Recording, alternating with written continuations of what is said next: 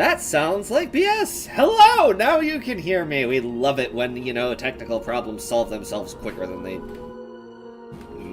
Anyway, welcome back, butt folks. I understand that it has been a fucking while.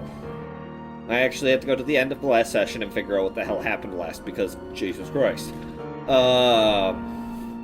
Maybe I should turn this down just a wee bit, because I cannot hear myself think with it playing. Anyway. Hello. So for quick updates here, tomorrow there will not be a game.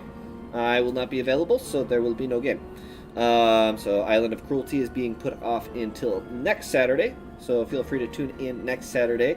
We're going to have a lot of fun. After that, I believe that Sunday, Warcloud and Rose Warrior will both be, up and doing their streams. Go make sure you check out Rose Warrior Gaming on YouTube, and Warcloud on Twitch, as they will both be doing their Destiny 2 streams.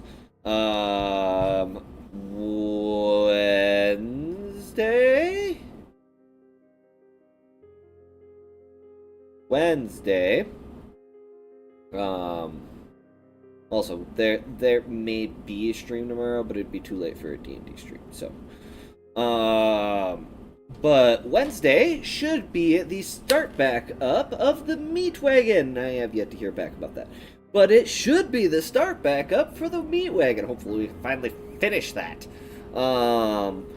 Other than that, next Friday we'll be heading back to the origins of Sharice Ajland, the Void Terror. And that fun campaign, and after all the fun stuff that happened last session, to put it lightly. But tonight, like I said, we are back with the origins of Alibastor Cyric. Also, again, tech support, we love you. Thank you for all you do. Also, really hope that, tech support, everything's running fluidly and everything's working like it's supposed to be. That would be wonderful. But other than that, I'm really hoping I've figured out the application audio capture going on my fucking thing, because it's been an absolute pain in my ass. My Audio 2 and Audio 3 have been frequently switching between Discord and YouTube, and it's really frustrating because that I can't do things that it needs to be done.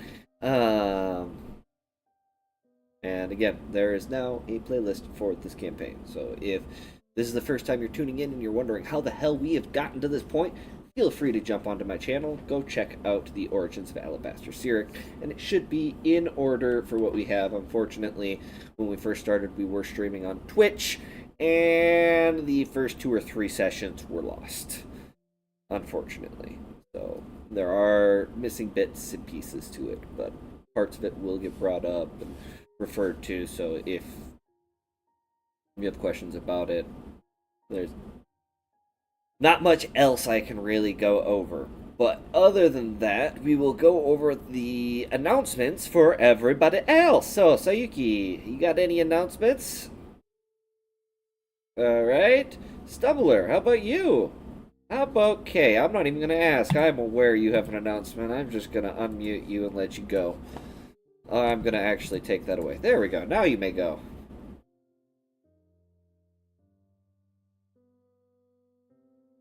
Anything else?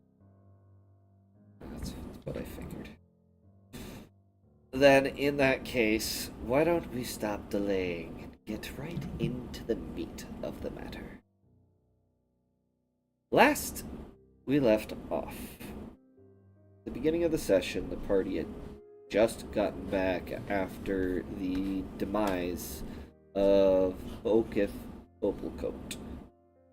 Upon arriving, they had gone and spoken with the queen of the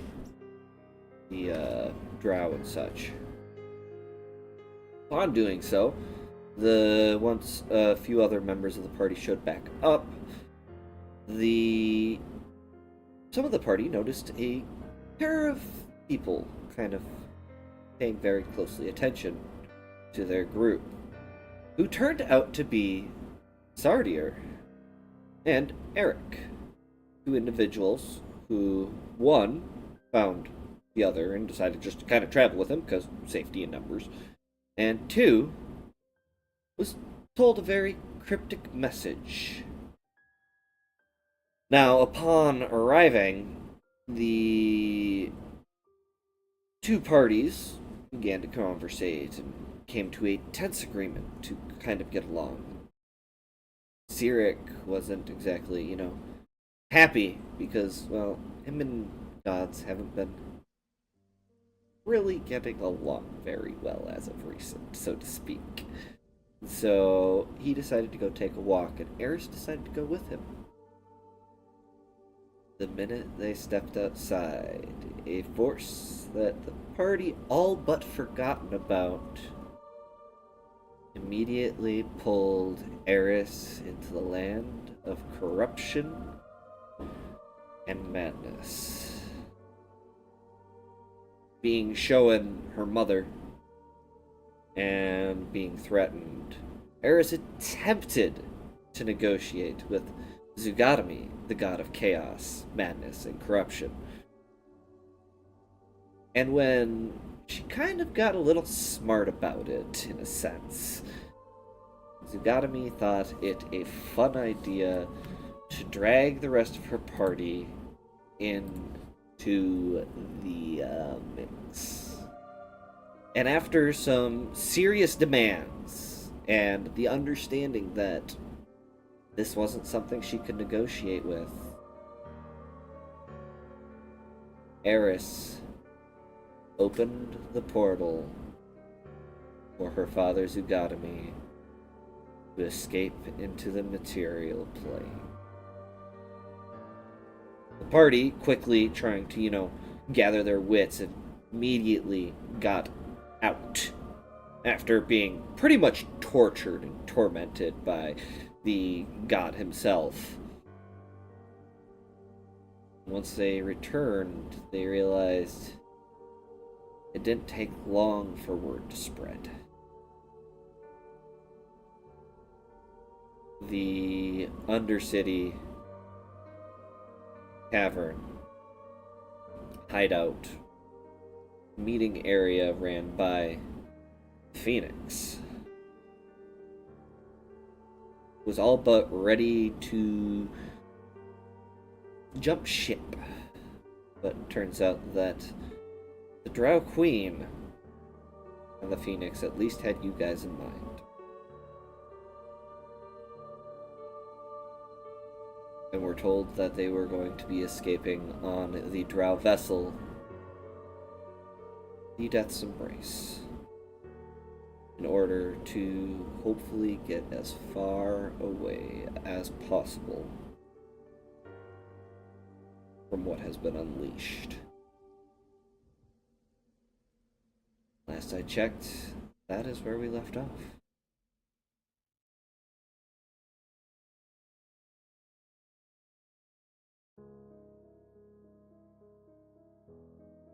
There was a big bonfire. An entire temple was burned to the ground.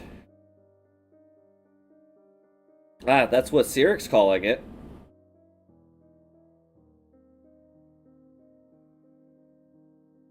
Yeah, they forgot to bring those with. Sometimes you're a little ill-prepared for it.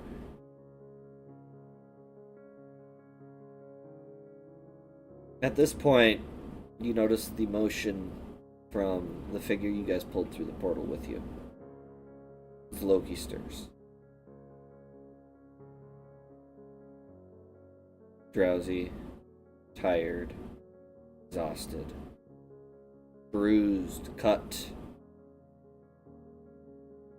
They look like they've gone through multiple torture sessions.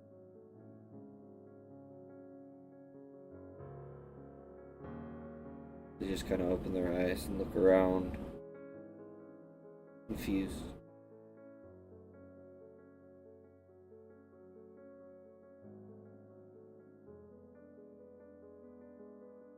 You guys hadn't left for the boat yet.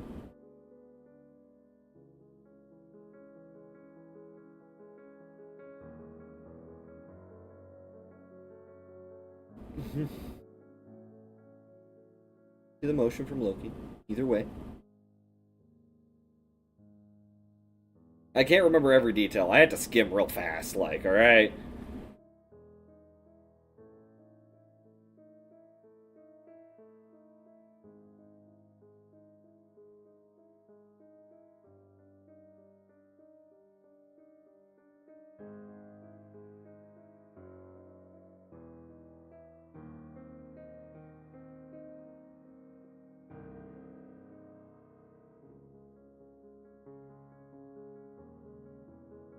Where?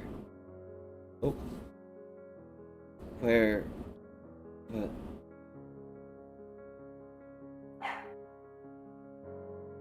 Good morning. No.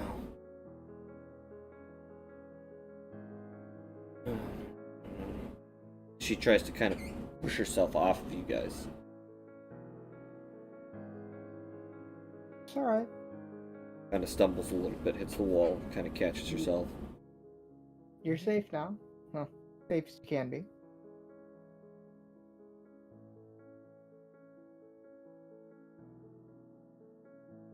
No one is safe. Kinda got that impression after the portal opened. What?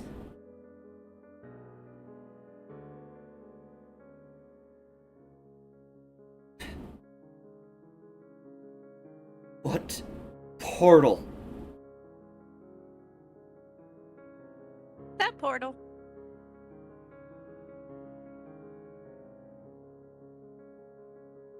Why is the portal open? It is. There wasn't really much of a choice. It was portal or death. I'm rather fond of my life personally. How fond are you of your human sacrifices every now and again? Hard to make sacrifices when they're all dead. That is why we're getting off the continent.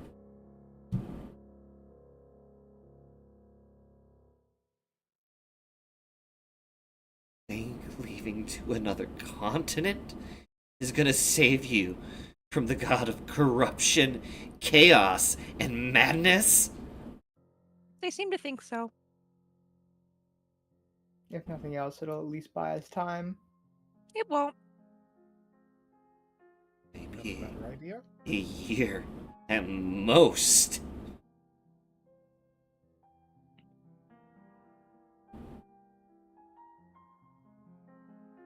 It's a year longer than we have in this town. And who knows, a lot can change in a year. What's done is done.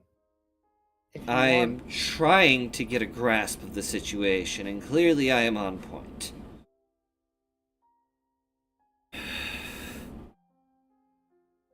Fuck.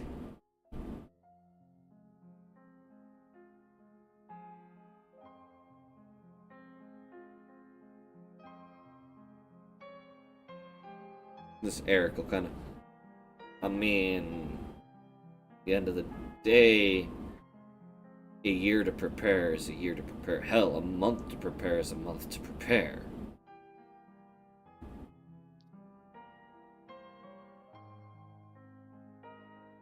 A lot can change in a year.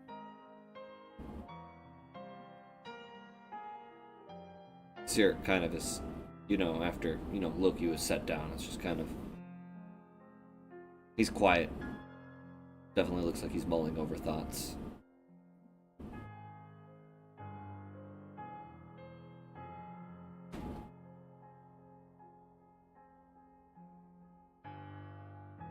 But Loki's still trying to, you know, grasp the reality of the situation.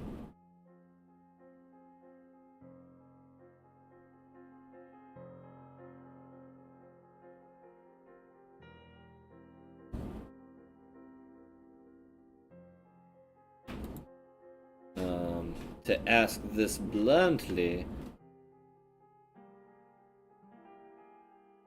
All right, cool, awesome. Stream's caught up. I now know what's going on. Yeah, we got it figured out. Everything's good.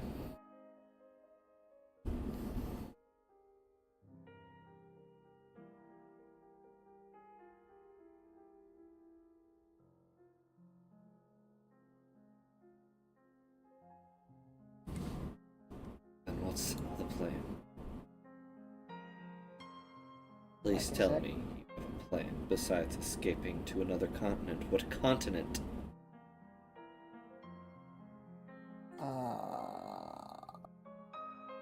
Don't know what it's called, but it's that direction. I'll point out in the direction of the ocean. Kind of just like, oh. We were Look. offered passage by the drow, so we weren't Then- going to say no. We're probably heading to the Drow Kingdom. I suggest the males in our group watch their tongues. Should you unless become a breeding slave.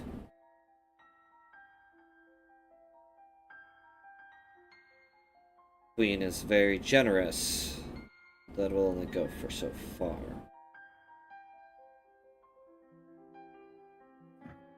Especially after you've assisted her in the way you have. Sounded more condescending than I intended it.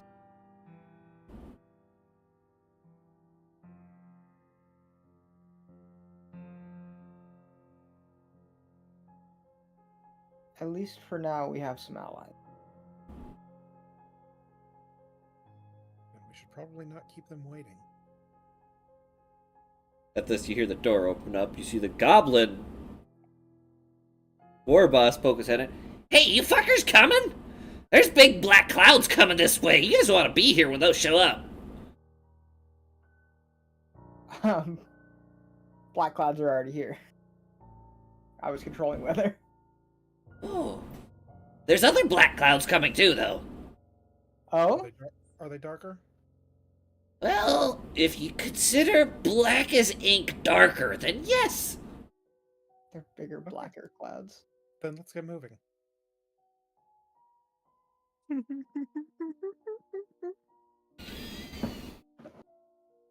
Yeah, I Time to think go, it's rare that we time to get out. go. Can you walk, Loki? I'll Do we need to carry you? make it work. And you watch her immediately shift back into that masculine form again. Let's not keep destiny waiting.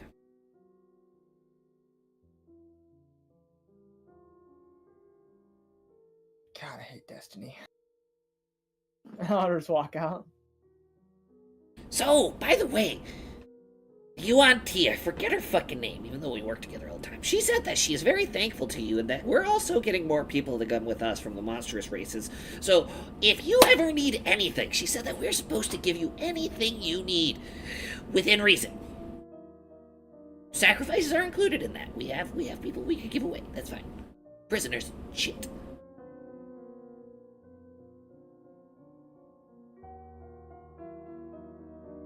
Asuka was her name, by the way. Asuka! Yes, that one! You know, you really should. At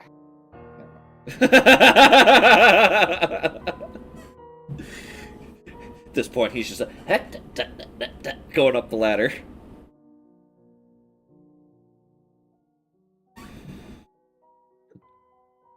I'll start climbing the ladder behind him.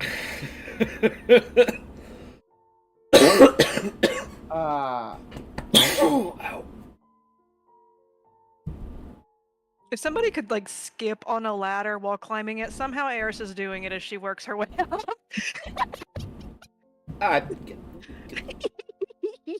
You really want to risk that? I'll have you doing acrobatics. Good thing I went up first. I ain't catching your ass. Good luck down below. Everyone else. Hold on. Okay. Oh, I'll be fine. I got feather fall if I fall off.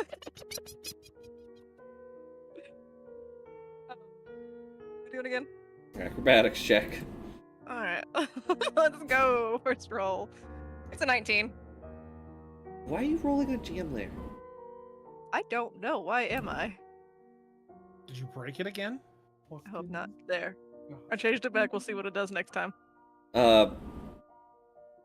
You're definitely not skipping up the ladder, but you've got a flourish to you that no one else could Finish. pull off. Absolutely unnecessary. By the way, is that stuff still peeking through? Probably. Eris? Is that other side slightly peeking through still? Probably. Okay, good to know. Thank you. After a long climb, you guys come out, and Uvella, you see your clouds. You look off in the distance. Eris, why don't you make me a wisdom save? How about anyone who's been in the realm of... That's fucking everybody. That's all of us. Go ahead and make me a wisdom save. Oh, Eris. I used it all on the acrobatic. You come up, and you see... the darkness. That blanket darkness. And the torment you've gone through comes back in full.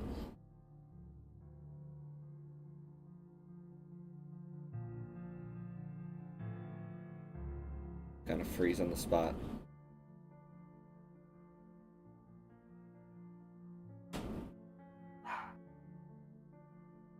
You feel a hand on your shoulder. There's no sense worrying about it now. What's done is done. Loki. No. Take deep breaths and you'll be alright. I'll be damned if I let anyone hurt you again.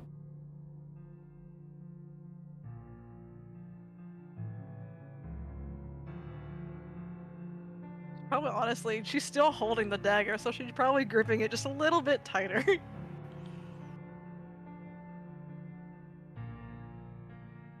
You guys begin making your way towards, the docks. Before the goblin starts leading you towards the edge of the city.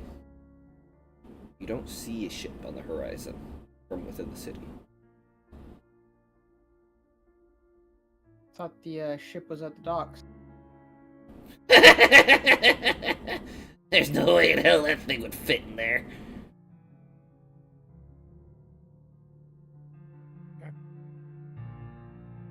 Dude, this thing's like a floating city.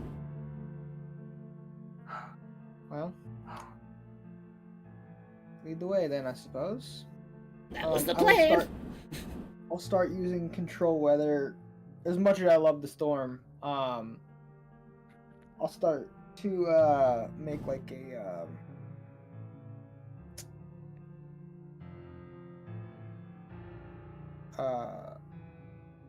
wait, hold on.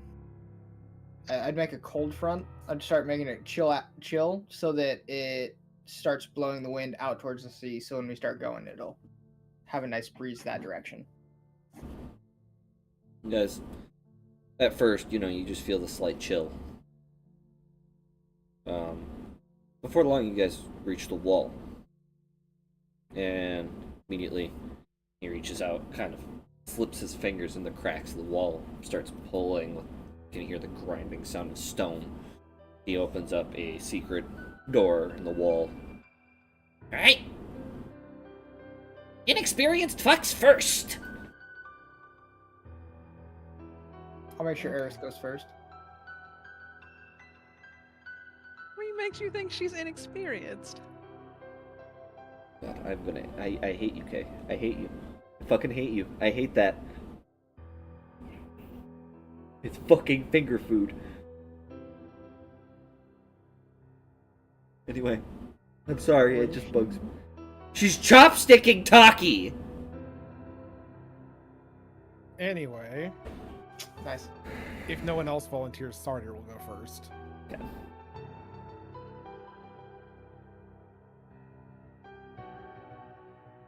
Eventually, you guys move through the wall. He'll go. The goblin will go last, pulling it close behind him. And as soon as you guys exit out, you can see way off in the distance a ship that looks bigger than any ship you've ever seen. And I'm talking big. When he said it wouldn't fit in the harbor, honestly, this ship would probably take up the harbor. To be honest with you guys, I cannot roll 20, will not make a big enough map without going absolutely ballistic for the length of the ship. So when you see the ship map, we are making your tokens extra tiny. Okay. Nice.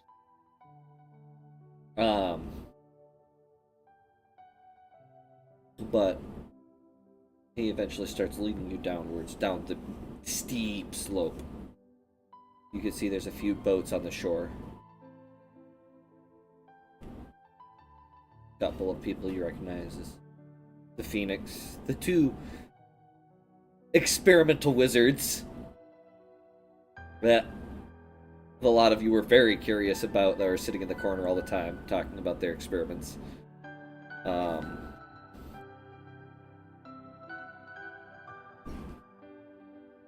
Just some of the other familiar faces that had been in there, as well as the lady who had first introduced you guys to the mission, that was talking to Okif about the mission.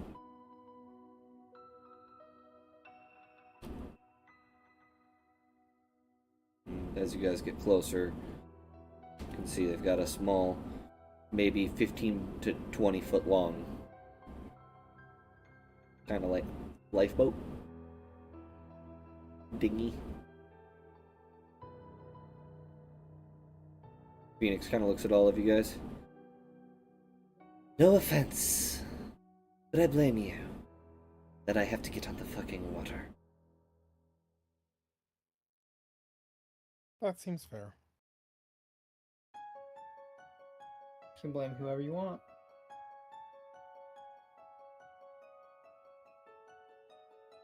You watch her very cautiously step into this boat. The Firebird doesn't like the water. Watch it. I'll say it under my breath. Oh, she hears it. Yeah, no, loud enough so she hears, but definitely under my breath as well. Definitely get that, ember glare. Uh-huh. Probably see a couple flicks and sparks going through her hair.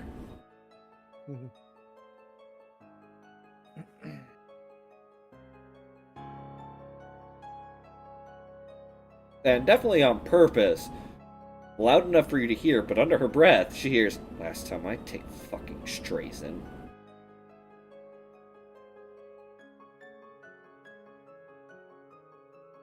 And the drow lady, "Okay, so in we go." Couple other drow are, there to paddle out.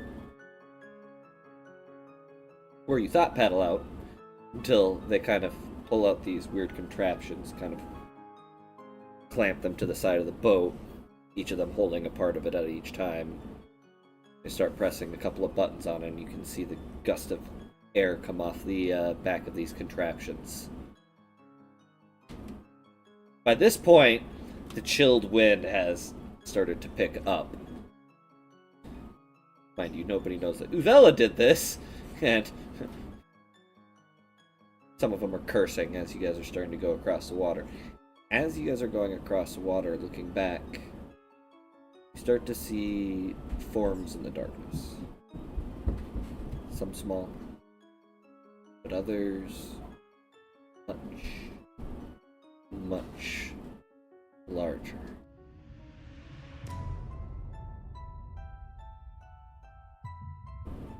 horrors that could only be created by corruption, madness. One that really catches your eye cannot get a grasp of its true size. You notice these beady red eyes that are the size of houses peering out of the darkness. Keep seeing these weird swaying motions of long, what looks to be limbs of sorts. Hear this odd sound like a wail echo out across the land and the sea's surface. That's when you notice smoke start to rise from the city.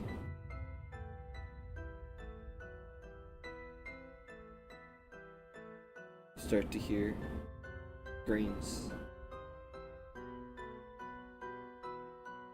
carried on the wind. Not all of them terrified. Some of them maniacal.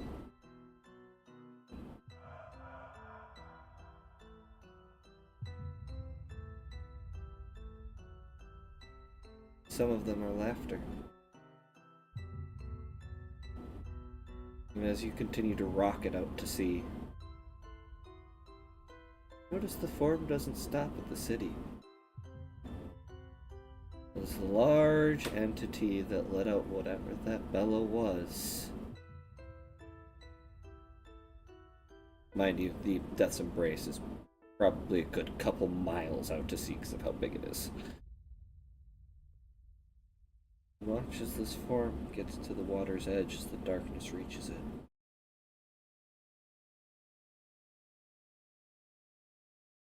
Some of you may recognize the music I'm about to give you.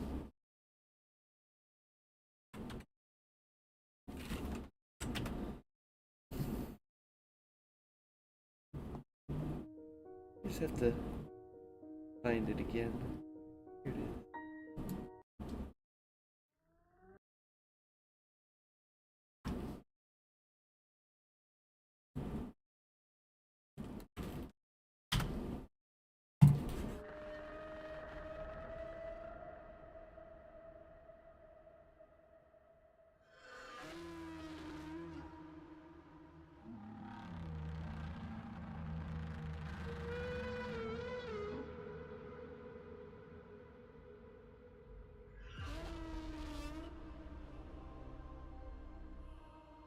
The form continues towards the sea.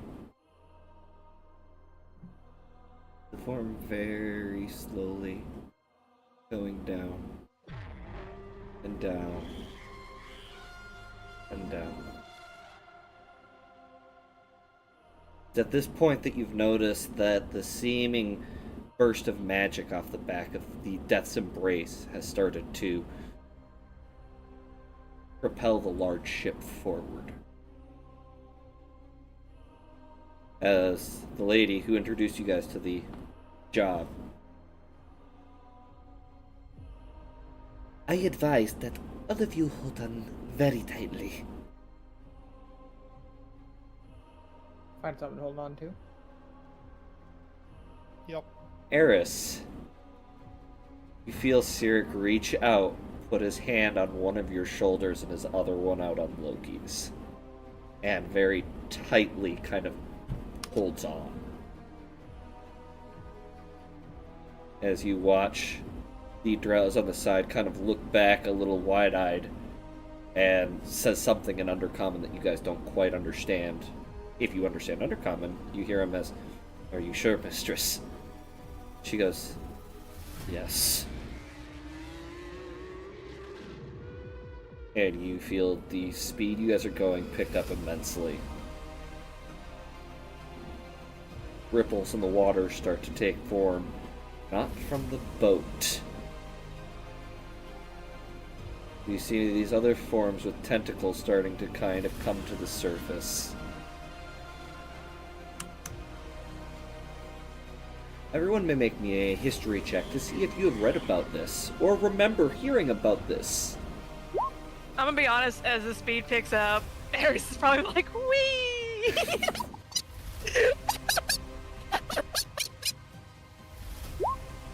20! Take my 17. Sardier and Eris.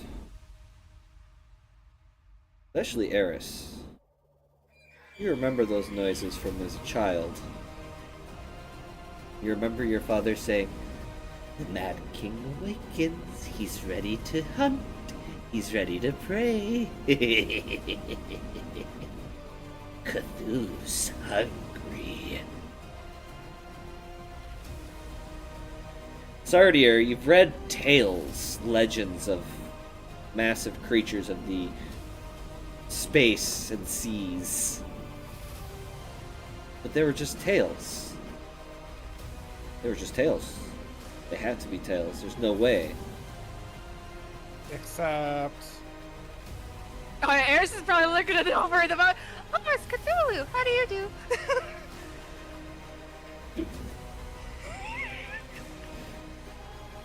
And Loki's just kind of like, she is sheet white.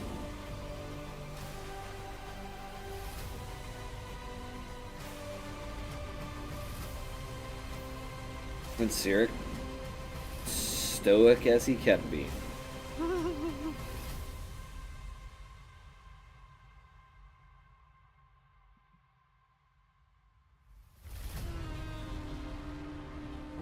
You guys travel on the sea slowly, getting closer to the boat, the large boat.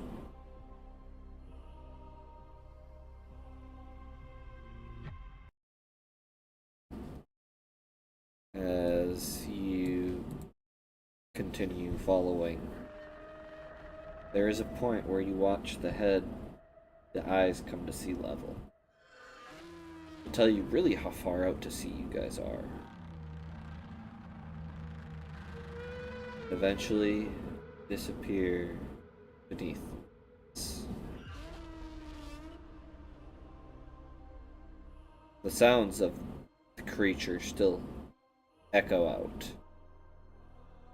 Uvella, you have a very close connection with your deity. Usually, that connection exudes confidence, excitement before the kill. For the first time in your entire life, a sense of apprehension and fear strikes your gut.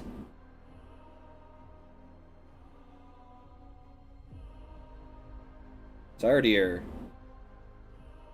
your god is usually very impartial.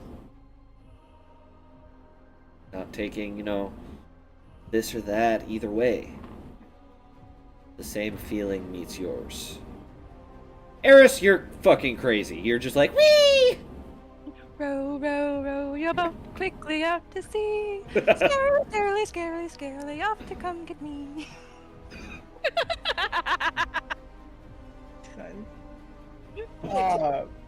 This sense of foreboding that I feel, does it feel like it's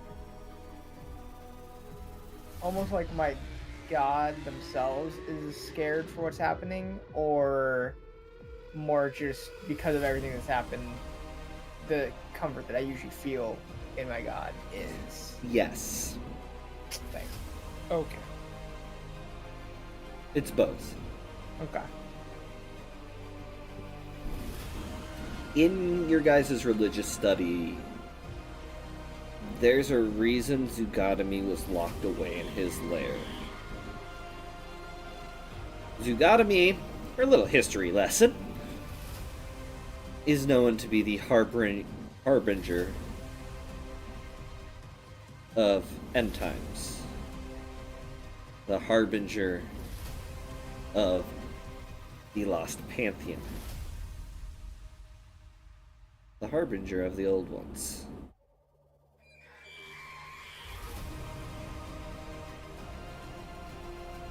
People locked him, gods locked him away a long time ago. Not to save humanity, not to save the world. To save themselves. Evil gods, good gods, neutral gods, chaotic gods, lawful gods. All of them came together and locked him away.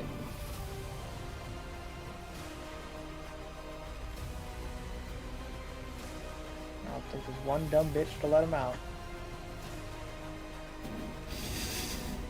Wow, tell us how you really feel about Eris. Ba, ba, ba, ba, ba, ba, ba. I just heard that fucking going off. You want to load the gat again? I think you're out of bullets. I mean, what I'll a find much one. time. Like, oh, she's dead. Let's go.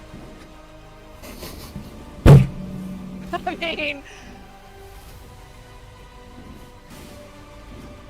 Gothic, you gonna live there, buddy? I feel like that was a quote. it was.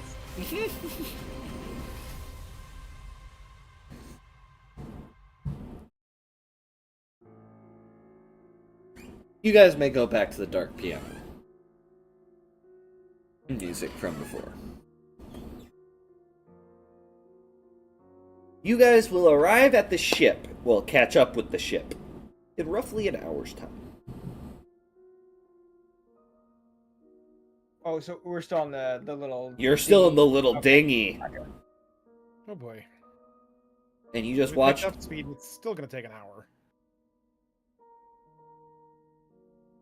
Well, you noticed these large blue magical emissions coming off the back of the big boat. And that thing is being pushed along as fast as that boat will go. They're like, oh, that's big. Oh, it's getting in the water. We're gonna go now. Catch up. How are the waves right now? Is it, They are eerily calm. Oh. The ripples have stopped.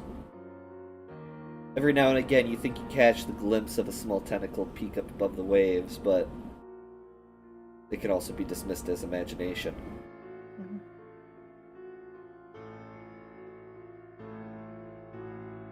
Cyric, having forgotten that, is really focused right now on keeping two people from flying out of the boat.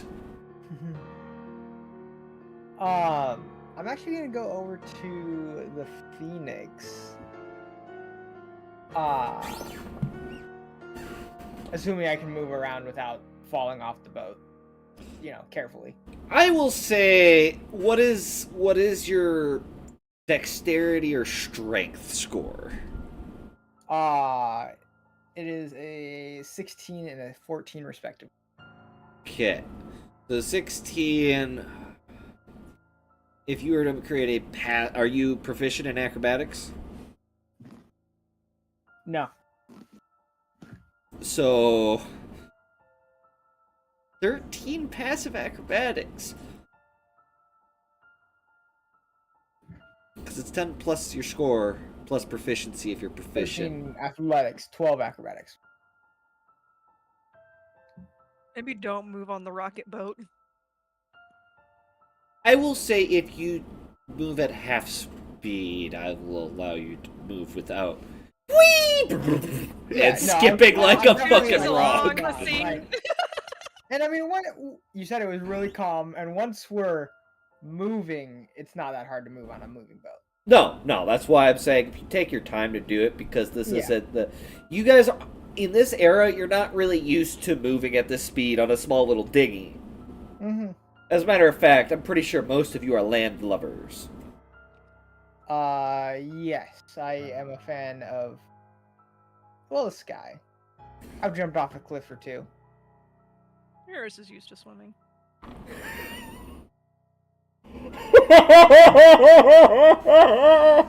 She's gotten pretty good at it. Hey, you're good at swimming in thicker liquid. Yeah, so this will be a piece of cake. Disgust. Yeah, I'm going with Anyway. Phoenix. She's literally right now just kind of like...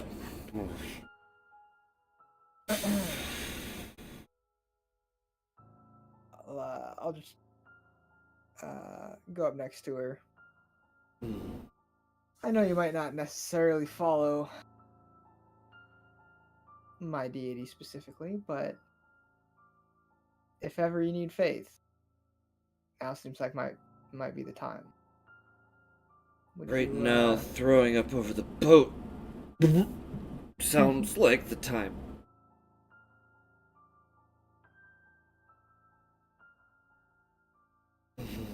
Well, if you want something to take your mind off of it, you're welcome to join me in prayer.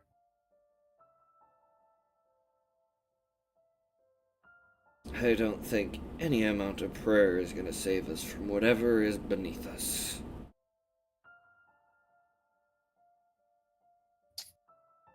And at this, she literally...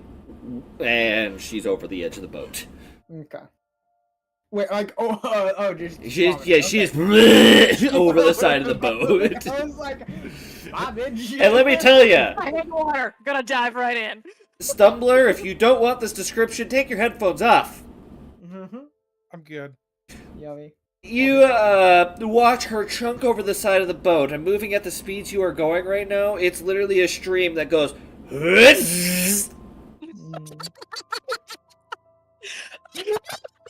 Sharp ankles. As it is.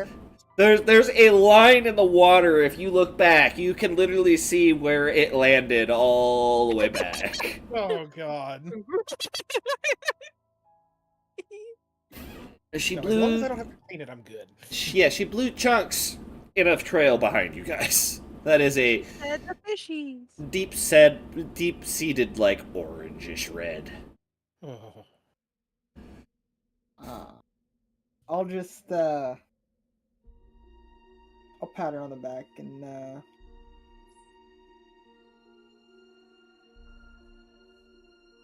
say, well, I suggest you feel better. And I will attempt to cast suggestion on her. I suggest you feel better.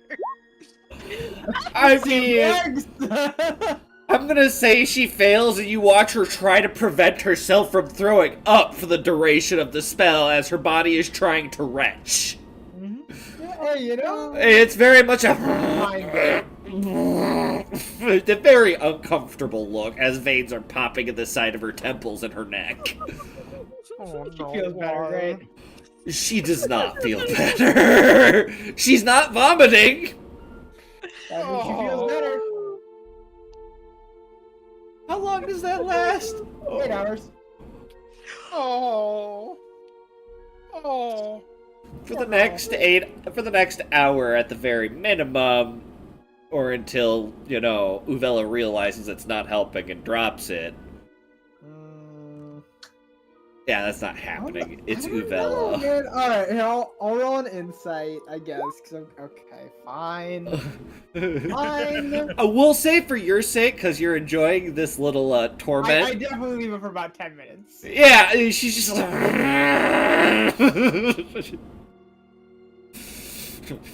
And as soon as you let it go, she's like, oh, thank...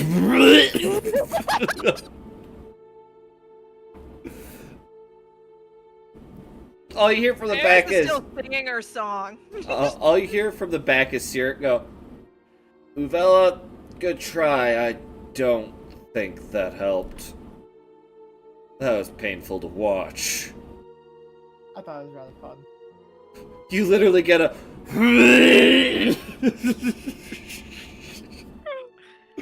I got another one if you want to try. You get the feeling if she wasn't in the middle of retching nothing out of her stomach right now, she'd probably have some choice words for you. Oh, yeah. She'd probably go off on me like a wild animal. Or she'd probably go off on you like a firecracker. Good thing I got at least a couple. Like, how long is this boat journey supposed to be? Like a week, a couple weeks? Quite a while. Depends on how fast they choose to go. Where they're going right now is more of escape plan. Yeah. Get away from the giant thing going into the water.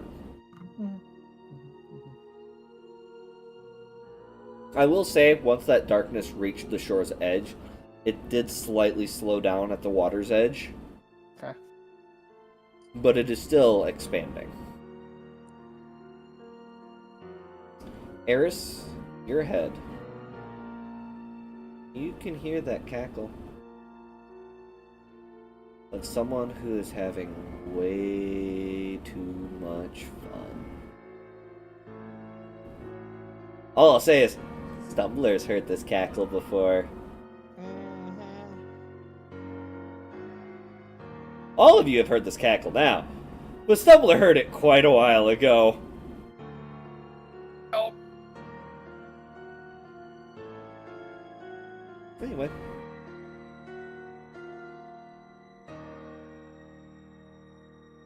Eric's kind of... You doing alright there, buddy? Oh yeah, as alright as a human can be watching a giant... What was it, a squid monster? Lower into the ocean? Cthulhu? I don't know what a Cthulhu is, but Probably for the best. that does not help. It shouldn't. You should just said you didn't know what it was. I'll remember that next time. Wise. Anyway, who wants a snack? And he reaches into his pack and pulls out some rations of like beef jerky and shit. Just starts munching. I think she loves someone to point over. He looks back, sees her vomiting, and is like, I think I would rather not become the next beef jerky, so I'll give the snack to you. Thank you. She'll start eating it, so they're rocking it over. Would Starter be able to make his way back to Genesis? Very slowly, yeah. Yeah. Mind you, you're moving, you and Uvella are doing this number, so it's a very interesting travel. Yep. Last I checked, Uvella, you said you were heading back. Yeah. We're gonna try a lesser restoration this time. You lesser restoration, she stops vomiting for a while, she gets some color in her skin, then the lesser restoration stops, being casted, the waves rock her some more, and she's back to green. Okay. She's seasick. That's She does not like the ocean. She's okay with living next to it. On it, not so much. fair enough.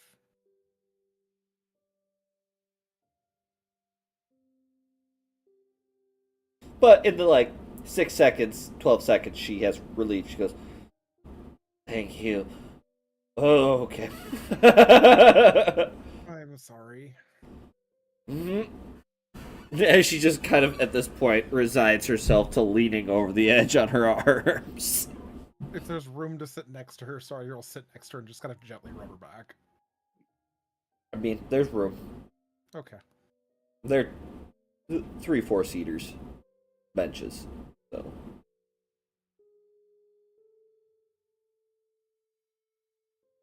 So I may have an idea to take care of the problem that we have just created.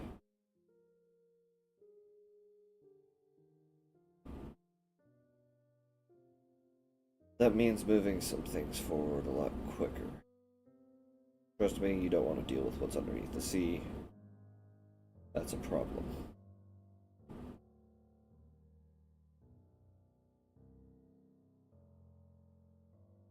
What did you have in mind? Which god do you want to kill first?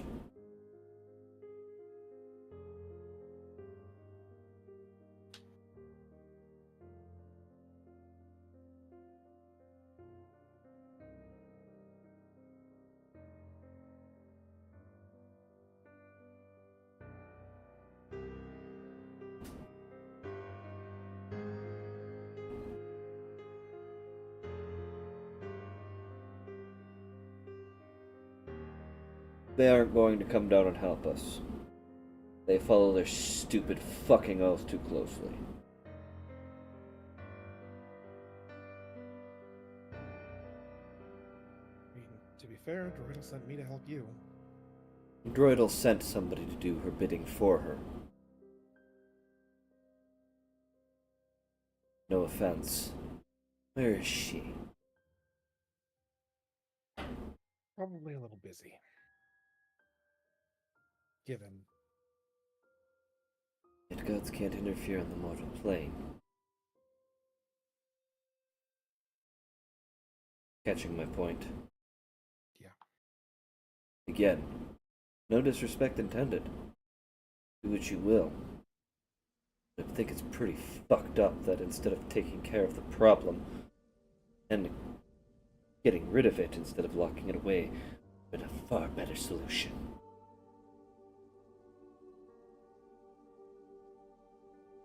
No offense to either of you two. Kind of softens his voice as he speaks to, Loki and Eris. But he should not exist.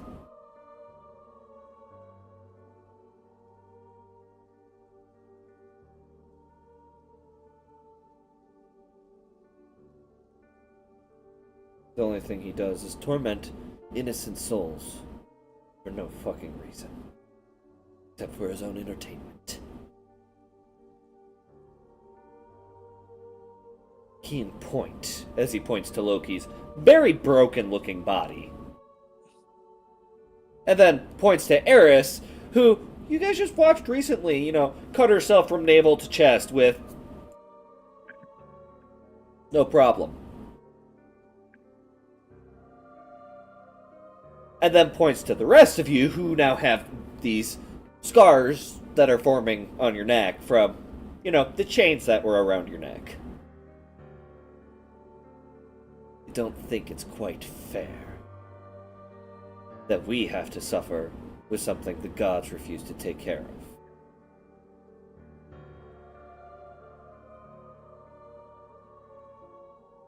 I understand balance.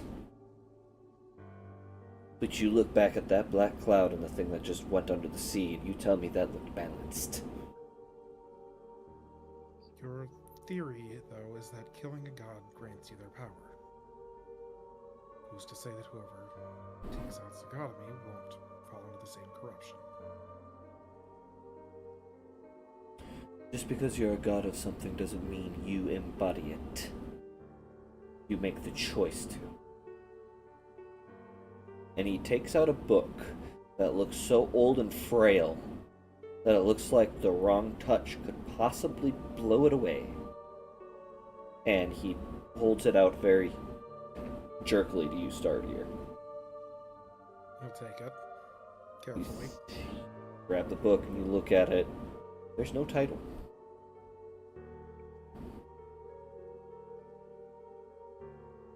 Gingerly open the book. You start reading. President blow away. You start... God. Fuck! He's just Cyric. Just a flap out of the binding. It's just a whole neck cover at this. Do not put that out into the world, okay? So, Stumblr! With me and books, okay? Whoa. Sorry, Tumblr, what's your passive acrobatics? Can you catch it? Passive He has acrobatics. one of the is other called wizards in the passive back of the athletics is an 18. You start reading the first couple of pages, and you realize this is from the point of view of someone by the name of Gadrick. You realize this is talking about different lands that you've seen.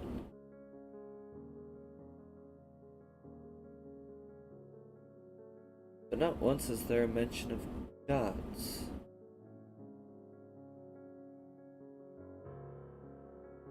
It's not a very long book. More of a journal. By the end, it starts talking about things that really confuse you.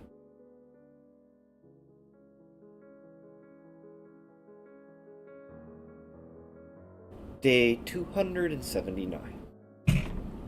I have been searching these ruins for a couple of days now. The map led me here, talking about these weird crystal orbs of power. Something somebody by the name of the Watcher left here ages ago.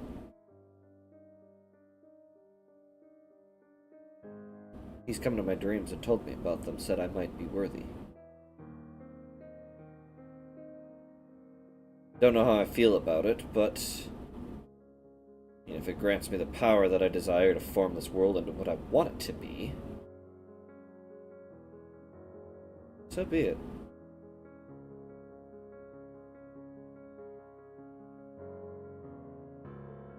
Day 296.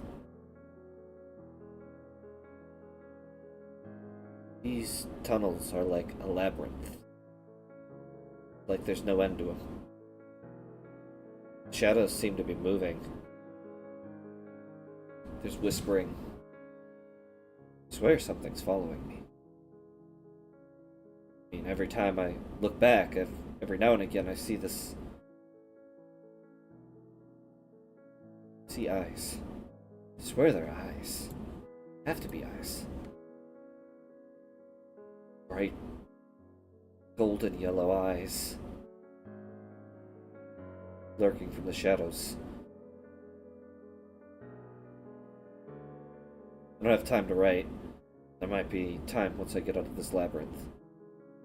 I have to get to the end of this. Day 319.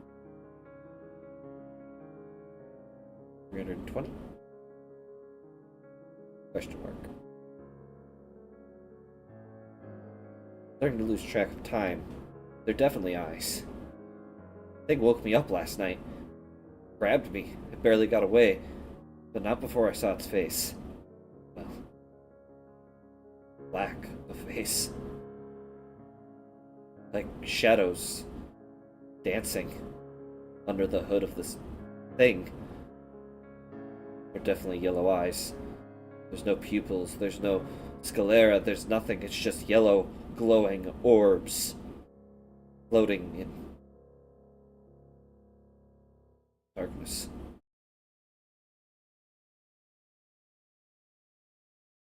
I wish light would work here.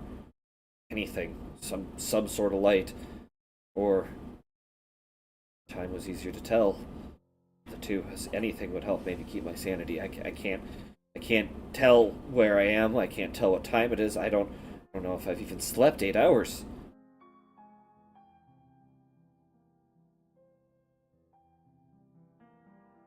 Day. There's no number.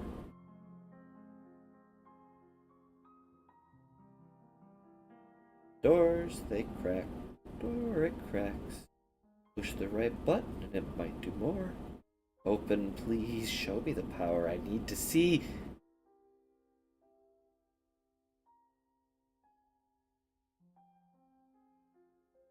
A little splatter of blood at the bottom.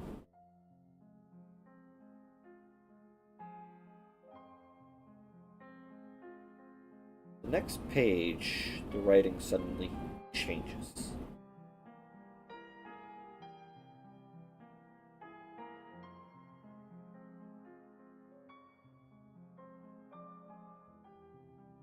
He will find what he looks for. He'll find what he seeks.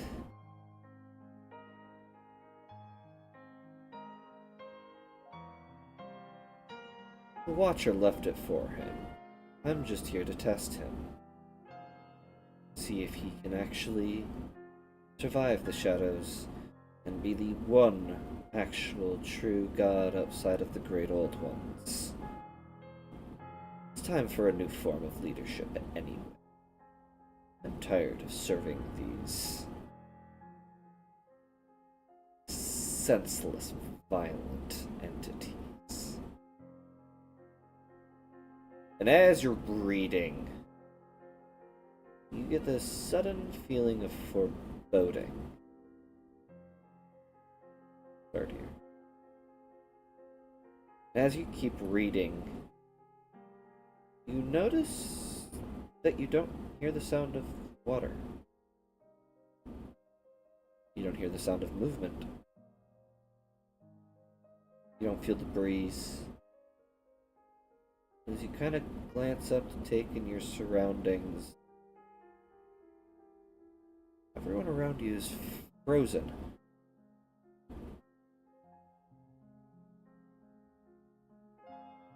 And standing behind Cyric is a large cloaked figure with two glowing yellow points under the hood.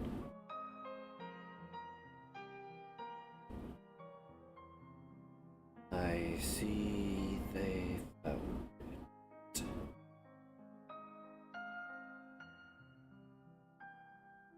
Found what? The journal of the first god.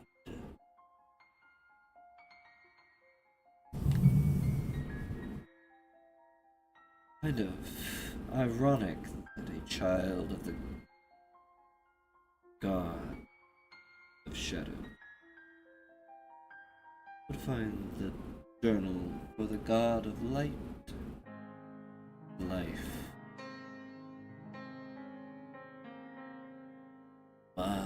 My. Won't Galderon be?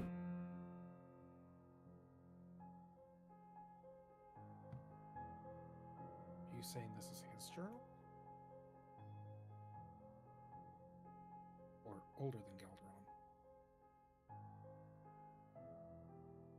Do you really think Galderon is the first god of light, life, time, and the gods? In the way you speak, no. He's the 15th.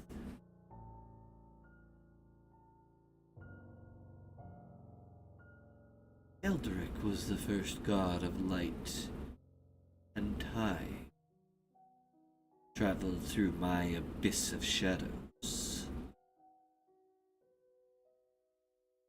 Made his way to the Watcher's storage.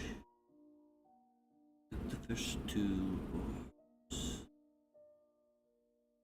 And then took all of them.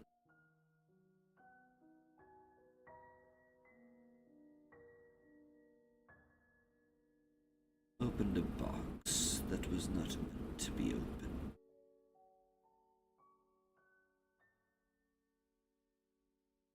Please go on.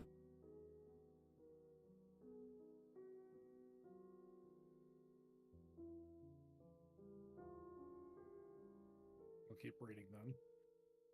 You read further. And the rest of them just seem like crazed script that doesn't make any sense. It's just scrawl. Then it changes again. He's almost there. That's it. And then found them. The vault. Open. It will bring mortal kind the greatest power it has ever seen. Maybe then they'll respect me. Worship me. Like a god.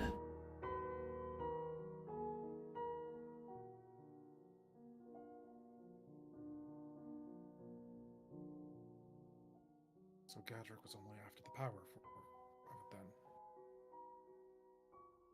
Do you really think gods are after helping mortals? They care not for you.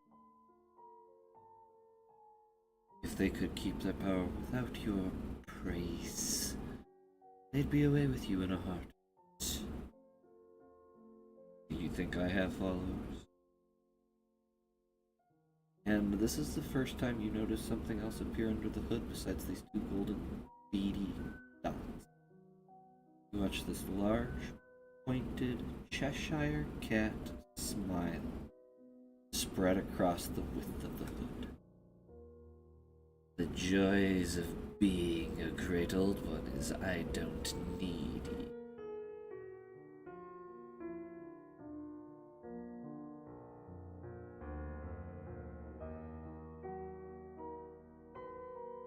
ask your name.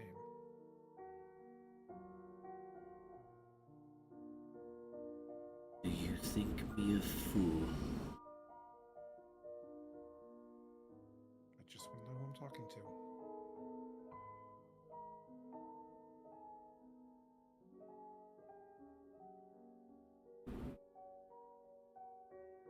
True names have power. Then what would you like to be called? Okay. Noise warning. He vanishes in shadow. And then right in your ear behind you. The mortals call me Vorkal, great old ones of darkness and shadow. Come visit me in my labyrinth, boy, and we'll see how well you fare next. And everything unfreezes. You are And back I'm to... assuming Vorkal vanishes. You don't see him.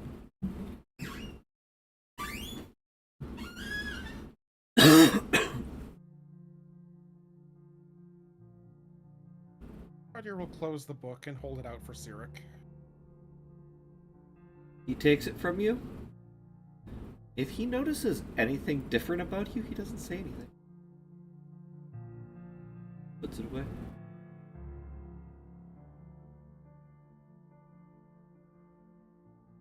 And very vaguely he says, "Interesting, isn't it?" It's a fascinating read.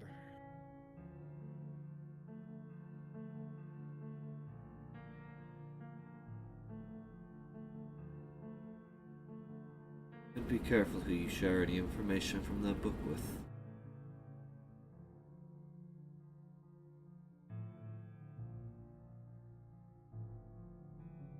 Anyone in this boat is safe. Some might say deals are sacred oaths. That deals come from well before time.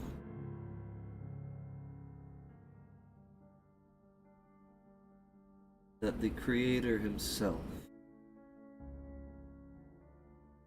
made the first deal to breathe life into our universe.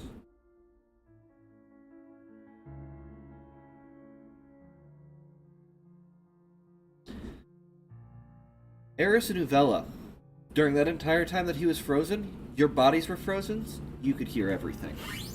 That's where we will take our first break. Nice. Oh! Get fucked. Oh boy. Alright, guys, we will be right back. We're going to take a quick break to kind of, let the players kind of, soak in everything they just heard. Take a minute. And when we pick back up, we'll probably be picking up once they catch up with the ship. Be right back, folks!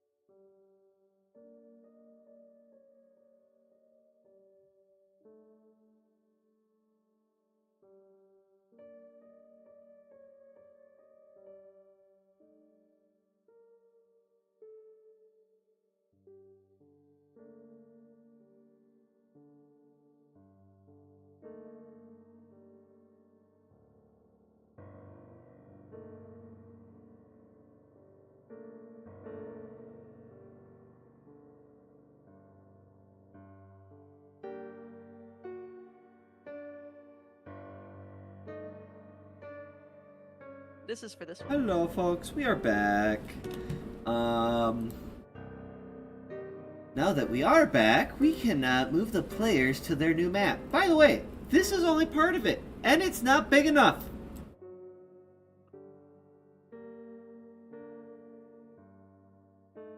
There we go. The very top image is the top deck. The next ones show what's underneath certain areas. The next one shows what's underneath certain areas. Solid. Now, if you look really closely, do you see how big the chairs are? There's chairs. Oh, I see the chairs. Look on the Ah! Chairs. your Teeny tiny! characters should sit in the squares that the chairs are. Okay. Now you have an idea of how big the map is. Or should be. This is 99 long by 98 tall. It's not big enough. That's what she said. No. No. I'm gonna quote. That's what fucking Stumblr said.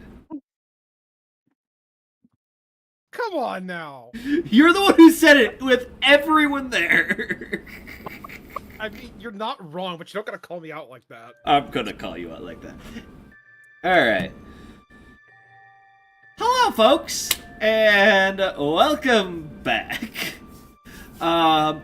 We are going to get back rolling. After the interesting encounter, sorry to hear you're kind of sitting there, these thoughts. The rest of you secretly are sitting here with those thoughts. You see the boat start getting closer. Closer. From a distance, it looked big. And then you get closer. This boat is fucking massive. Goblin looks up. See, told ya, it's like a big floating fucking city. You did I not figured lie. I thought it would be, yeah. And as you guys are getting close, you start hearing from above deck the sounds of undercommon being yelled out across the deck. And you see what looks to be these chains get thrown over where there's one of the life rafts missing. So basically on the very top one, where this one is.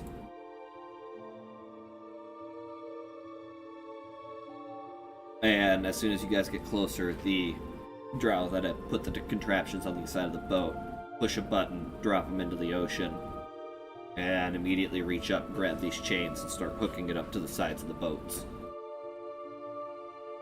And after a while, eventually they call out in Undercommon, and you guys begin to rise up out of the ocean. Immediately, Genesis is like, I prefer the ocean. And the bird doesn't like the sky either? I don't like floating from a metal contraption over the water. Maybe it'll be better once we're actually on the ship. I sure should hope so. Meanwhile, the two magic guys are like, we could probably come up with a contraption that would cause seasickness to go away. It would just require some blood, probably a little bit of flesh. But, you have to keep in mind the biology behind it. We might actually have to take out part of her brain to figure out how that, starts to... And immediately she goes, would you two shut up for 5 minutes? They're like, yes, ma'am.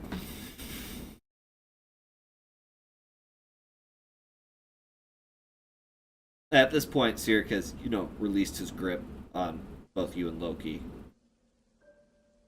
And he'll stand up, he'll help Loki up, and then he'll reach down to you, Ares.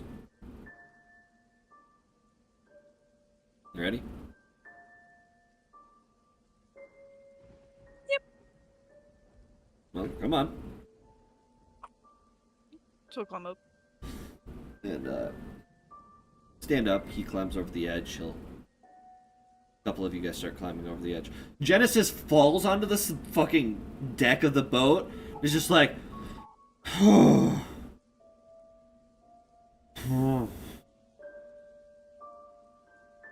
And immediately you see this drow woman start coming closer, walking with the queen. You haven't seen this lady before.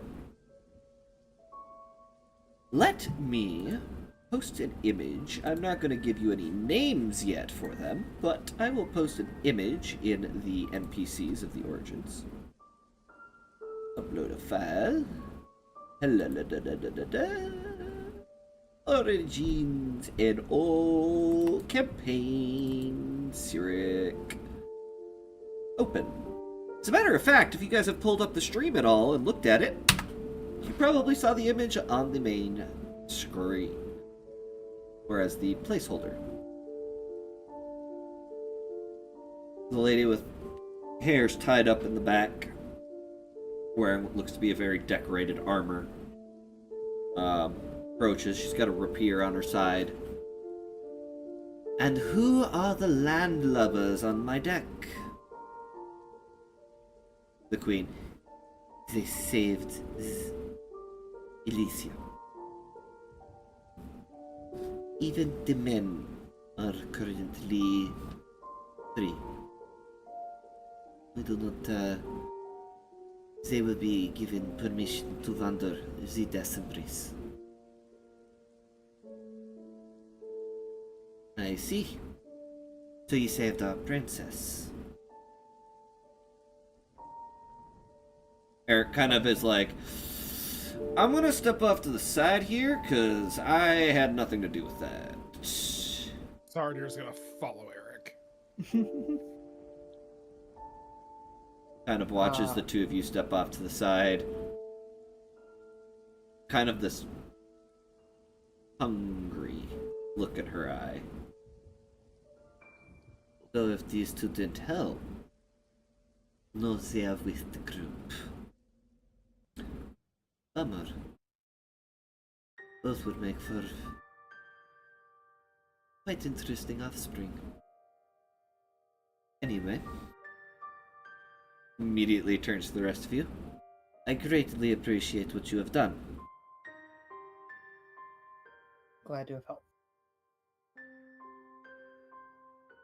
Now, may I know the names of those of you who are on my deck? My name is Uvella. Uvella Windsnake. I feel like everyone knows my last name.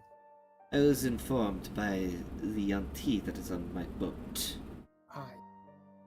Yeah, she's been talking you up quite a bit. Hopefully I live up to the expectation.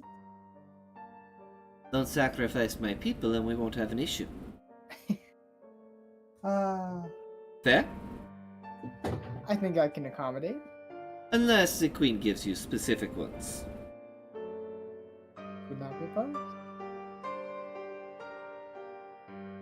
At this point, Cyric will step forward. Alibastor Cyric.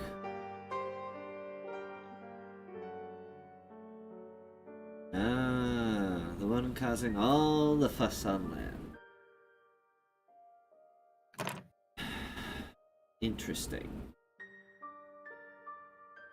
Welcome aboard. And I assume these two are then Eris and Loki. Yep. Quite the stunt you pulled back there. Thank you.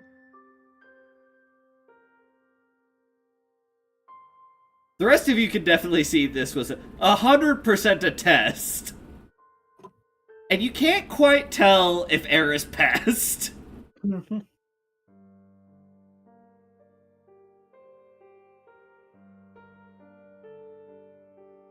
There will be quarters set to each of you. Do not go where you have not been given permission. There are places on this ship that are dangerous. As much as it is a floating city, basically, that means we have defenses. And last thing I need is somebody who doesn't know what they're doing, blowing a hole in the hull.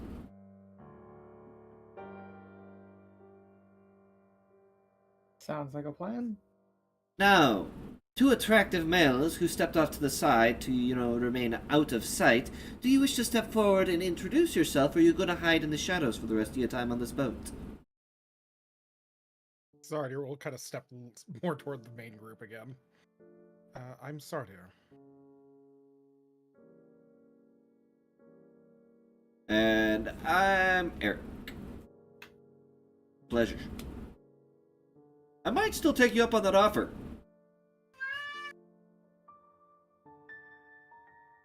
A willing one. Maybe I'll be able to put my room to use. Anyway. For those of you who are here, I am Naval Commander Ugrat Chateau Born. You will refer to me as Commander Chateauborn. Or Captain Chateauborn. For as far as I'm concerned, you are civilians, as long as you are on this boat, and I have earned the title that I have. So I expect respect, and I expect you to treat me with such. Until we get on closer terms, Mr. Eric, I expect a professional relationship. Is that clear?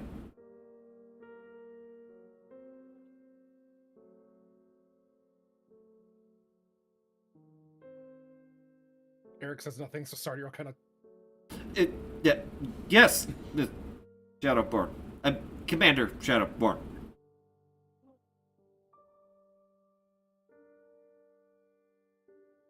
Do you really think I was just addressing him? No, ma'am. You watch your head cock a little bit. No, Captain. You are addressing all of us.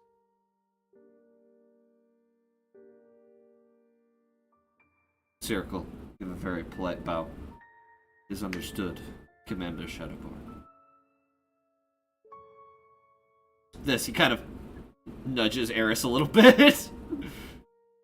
She probably just look at him like, aye, Captain. Little curtsy to go with it. You watch one eyebrow just ever so slightly, like a centimeter or two, raise. Does anyone here understand Undercommon?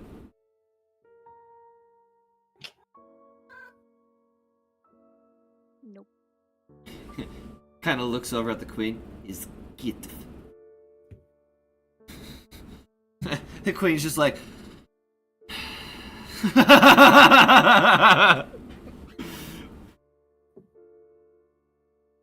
Well, right this way.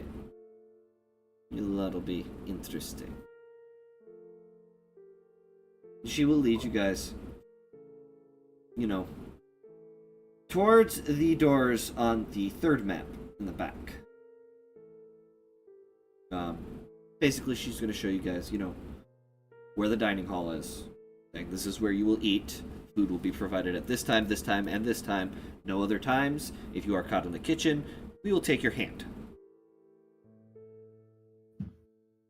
And then she goes back and says, actually, if you are caught taking food, period, or we find out that you are taking food, period, if we even have a sneaking suspicion you are taking food, period, we will take your hand. We are on sea. That means food needs to be rationed. Unless you wish to eat fish the entire time. Saiuki, we can't hear you. I didn't say anything. Oh, I saw you open your mouth and go like... I was gonna say something, and then I decided to shut my mouth. He's like... I was like, I better not be a smart ass. Hold up. Fish love Saiuki's... snake. Or snakes love fish. Then you can fish for your own food. That's why I didn't say shit. God damn it. Well, you said she says. Uh-huh. Nonetheless, basically, breakfast, lunch, dinner. Breakfast will be served at 7 a.m. till 8 a.m. After that, there's no food available till noon till 1. And then dinner is served at 7 to 8. If you miss those windows, you miss that meal.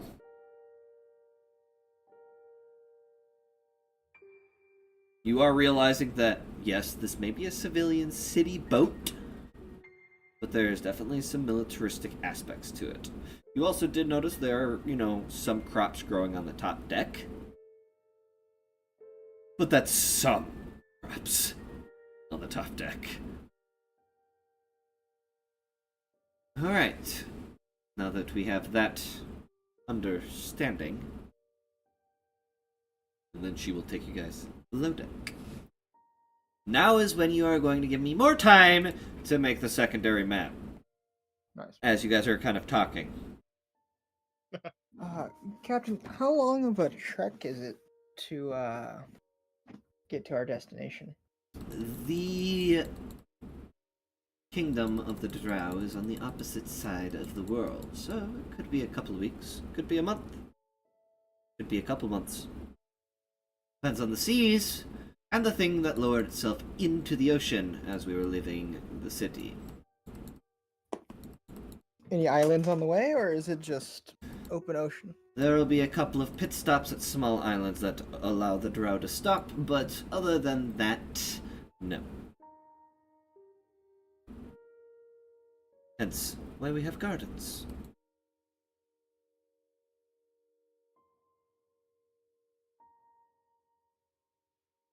Also, there are 5 below deck men. Hence why there's a lot.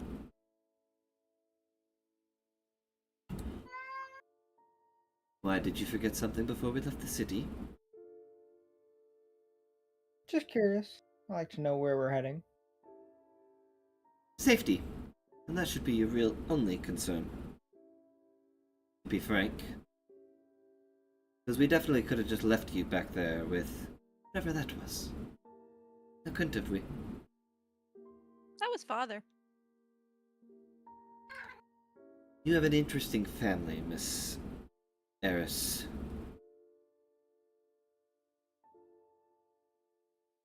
Nonetheless, I would regret seeing those family reunions. Loki, you don't know the half of it. Just under her breath. They're usually bloody. Cyric. Just like,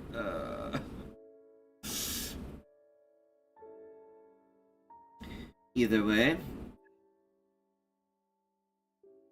your father is definitely not allowed on my boat. Should he? That would be best. Yes, it would. Is this one always this cherry? It seems to be she is. I like you. Sometimes. You're pretty. She looks back at you for just a brief moment. Now we will head down below deck. You guys will start seeing me adding more of the maps. There's still going to be another map because there's not enough room for all 5 below deck maps. Oh boy. Whee. And as you guys above the deck, you did notice that there was a lot of drow up there, but most of them seemed like they're military. They were in uniform and all sorts of other things. You start to get below deck and you start to see more civilians. Look at that tiny map.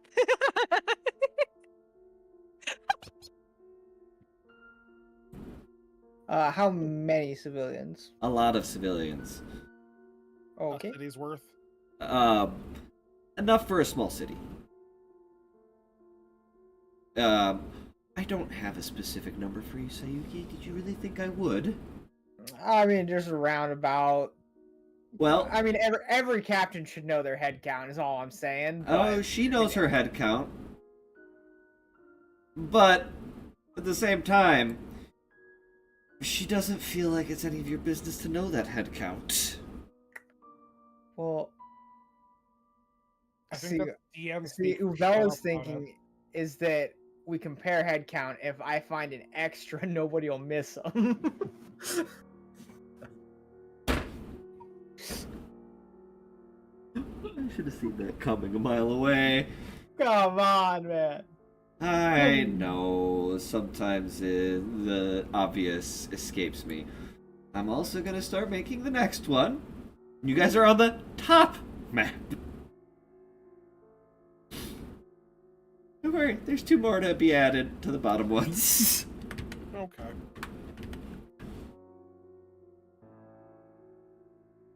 Honestly, I don't think I'm gonna show you guys the second one, because that's probably where you're not supposed to be.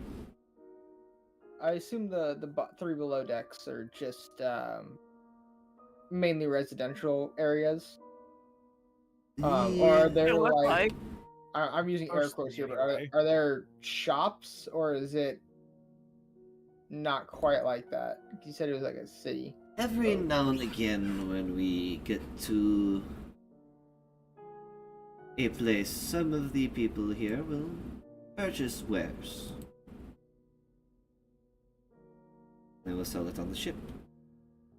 Now, if you wish to purchase things, you're more than welcome to. If you run out of money, we have plenty of jobs.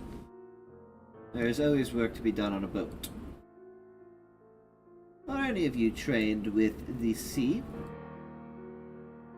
Can't say that I am, but I can be a quick study. It is not. I've drowned a lot. Does that count? I would prefer to keep my boat from drowning.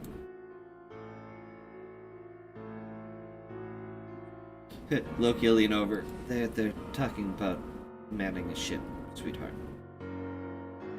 There weren't boats there. There were not.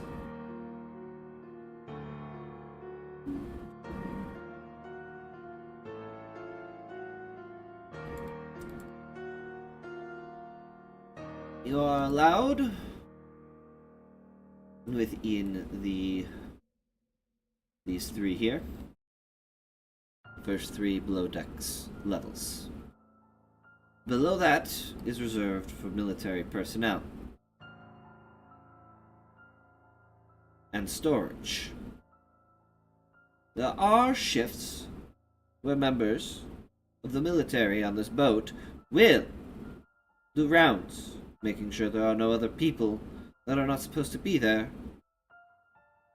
Well, or not where they're not supposed to be. If you are caught, I assure you, the ocean can be very unforgiving without a boat. I hope my point is clear. Crystal, Commander. See a little bit of a smirk come across her face as you properly address her.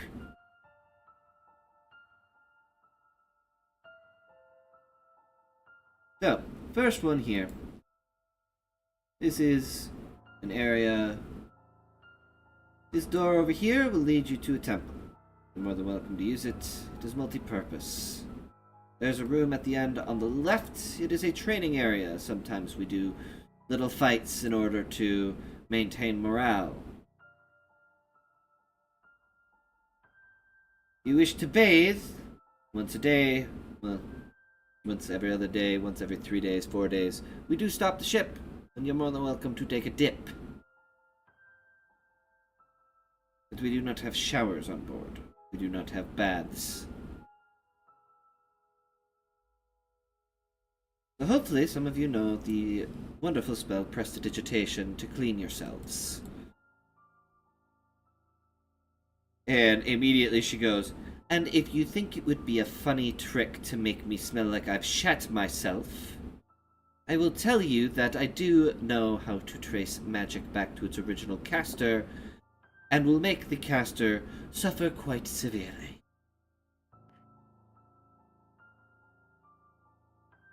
Can I do it on other people, Commander? it would be preferred if you did not. Okay, that's fair. Also, you guys did come down over here on these stairs. I also found this map. I definitely did not make this. I guarantee if you guys look at it, you could piece 2 and 2 together with that aspect. There's a lot here. I will say this, creator, I love your boat. It is amazing. If I ever get the chance, I will fucking pay you for it. Now, we do have a couple of bathrooms. Yes, there aren't many. And a lot of people resort to using their windows. So long as you're on a side room. If you piss on your floors, you are required to clean up your own mess and filth. No one will do that for you. Now, the Queen has informed me that you are guests. So, as much as I would personally leave you in a hammock, with the rest of the regular civilians, we'll be sure to get you your own room. Can I get a hammock in my room, if possible? We will not be moving things around for you.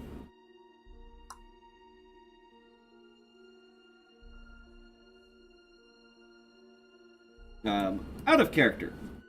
Questions. This here is a shop. This is a shop. This is the, as said before, the temple. This is a shop of general goods. This is another general goods shop. A lot of this over here is, you can see there's guards posted outside the door, so you assume that's probably some semblance of military area. She does tell you that these 2 rooms are for lower class. And most of the people you see coming out of there are either men or women who have these strange brands. Which I'm pretty sure as players you can figure out. I assume you guys do see the room that has baths in it. That is not for you guys. As you will see guards posted outside that area if you were to try and walk down there. There are multiple rooms where you'll just see sofas in them. In some of those, most of those rooms, they're housing. It is specifically for a family or a group of people. Probably don't go in there unless you are invited.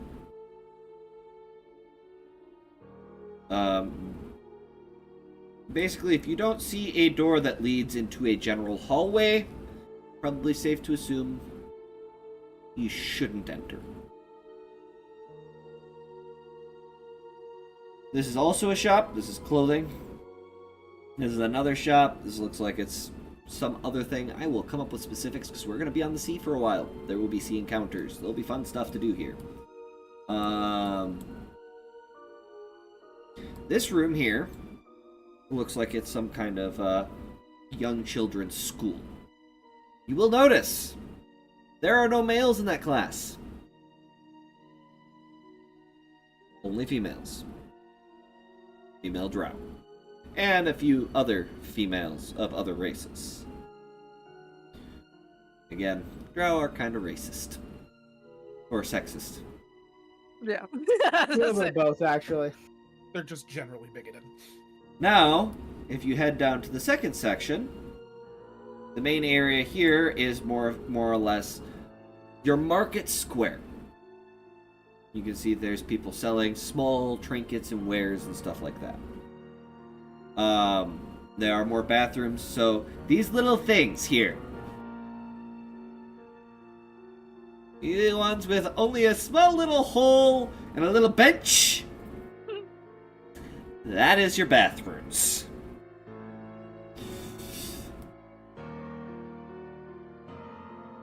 Any of the rooms that kind of look like this is a bar.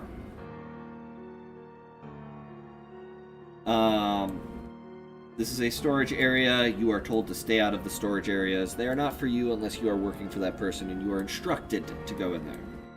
More shop. More shop. More shop. More shop. More shops.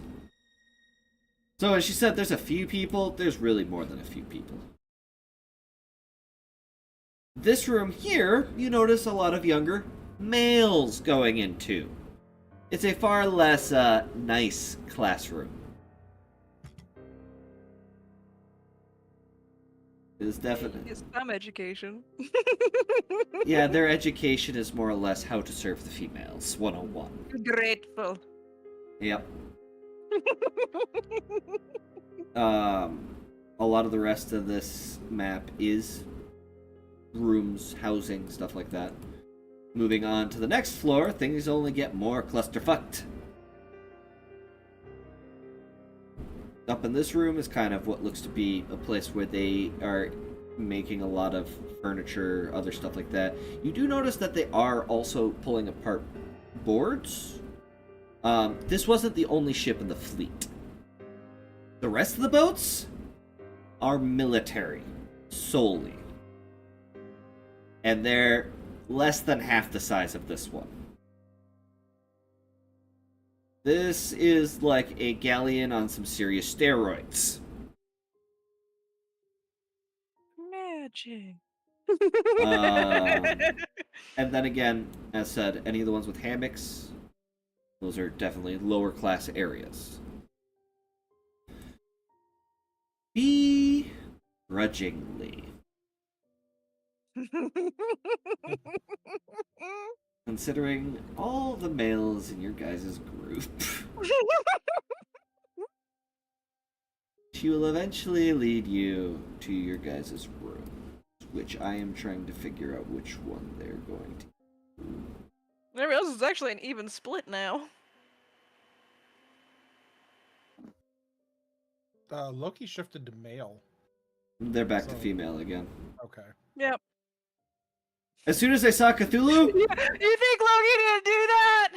I figured she would have, but it was never declared. So... She knows where they're going.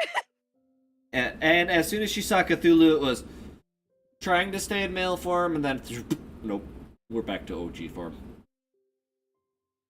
God, trying to find a room that like connects, which looks like it has like living rooms and such to it. Go with these ones. Okay, Saiuki, I am zoomed way the fuck in. First, second, or third? First. First, okay. Just keep pinging. Just keep click and hold. I'll eventually find your ping. Maybe. Ah, okay, I see your ping. Alright, let me zoom in here. Doop doop doop doop doop doop doop. Okay, so I suppose yeah, that actually might work. First thing she would probably do is she tries to give you guys one on the third from bottom. And the queen looks over at her with this head tilt that says, "You're about to be demoted." And she's like, "And we must go back up to the first below deck."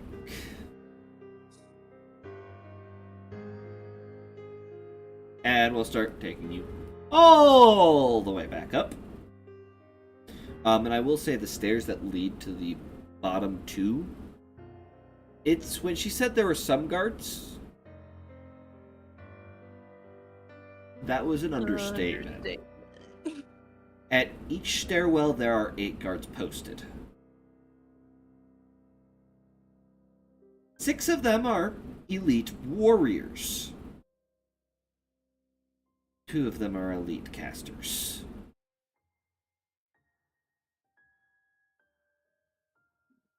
Not to mention, you notice frequently there's about 4 patrols of 2 elite warriors and 1 elite caster on each deck or each level.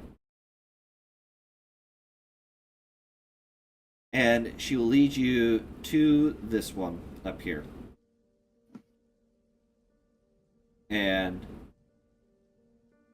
she kind of looks back. Who wishes to room together? Eric looks around and he's like, I'm with him. Pointing right at Sardier. Okay. He kind of leans over. I don't trust anyone else yet. That's fair.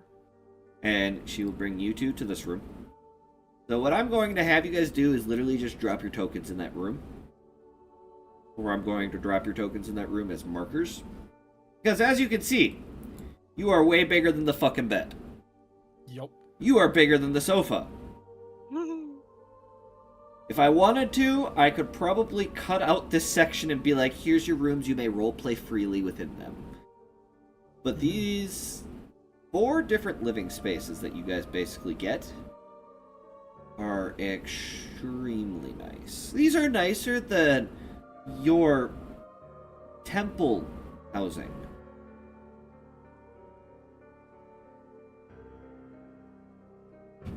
Which Commander is not pleased about. Especially when the men walk into rooms. So she's you can definitely see she is fucking disgruntled.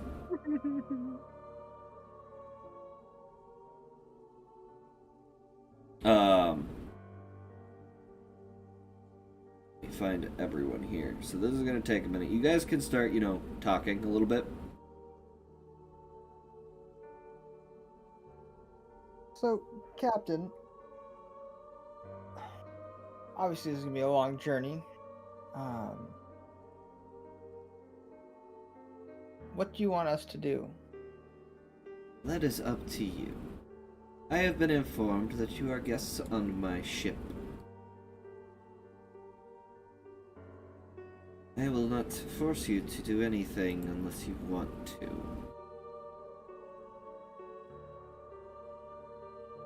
There are plenty of jobs. There are shops that need hands and help.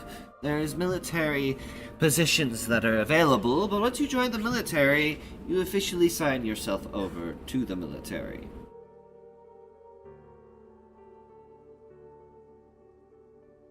If you wish to just be a mercenary that helps around, that's fine. You still will not be gaining access to the lower 2 levels. Only military that is trusted is allowed down there.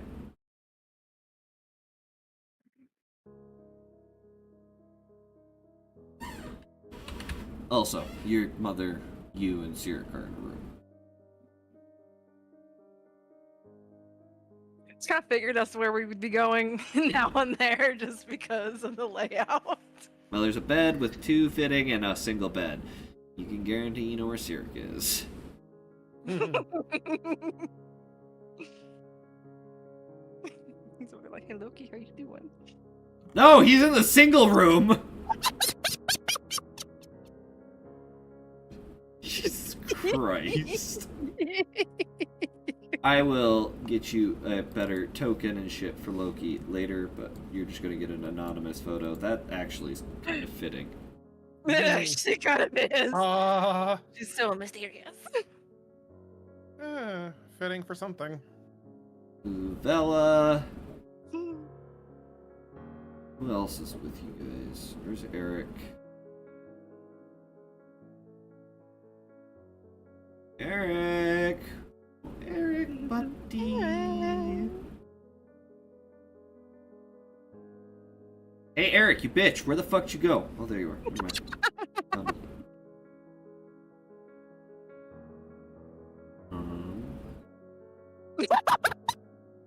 Vela, that is Didn't not like your that room, did you? No, like we that picked a one? big bed. I was kind of sad when she didn't give me a hammock, but it's all right.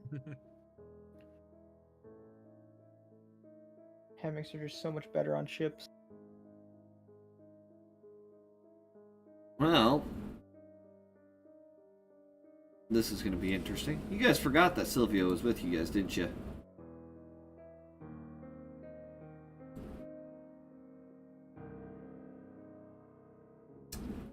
Yeah. No. I don't think I've been introduced. To Cyric's sister-in-law? No one ever mentioned her last time. She came in Yeah, and she talked was- to Cyric. Yeah, she was the Okay. defunct commander, basically. Very briefly, yeah. Yeah, she came in going, "Hey, things are bad. We need to go." And that was pretty much the end of that conversation. I honestly almost accidentally grabbed, because he looks very similar, I almost grabbed Osiris Chong and dropped him on the map thinking he was Eric because they're both blonde. Oh, no. I was like, wait a minute, that name's not right. That's right, he's on the boat too! Little vacation.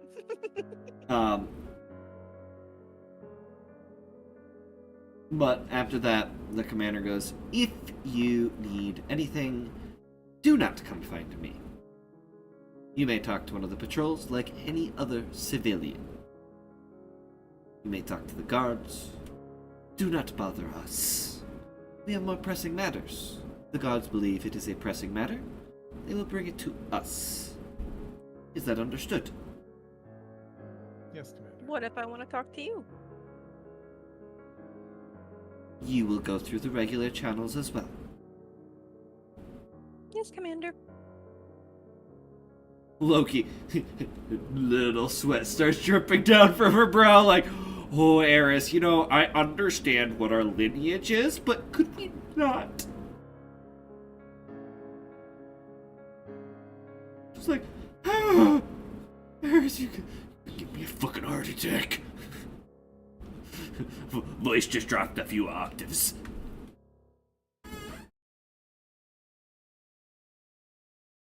Other than that, I wish you all a good night. And, lucky for all of you guys, there are stabilizers on this boat. You should not even realize that you are in anything other than a very large apartment complex.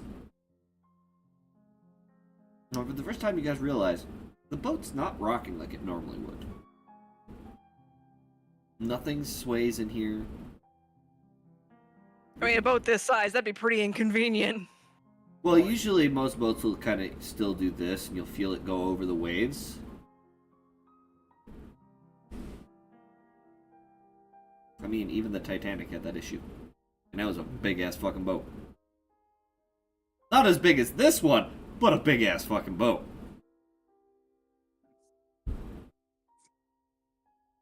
Nonetheless, big boat. Has stabilizers on it, magical stabilizers that keep it from rocking. And with the waves. Basically, as soon as you guys get on, she then stops and goes, "Oh. And don't go above deck."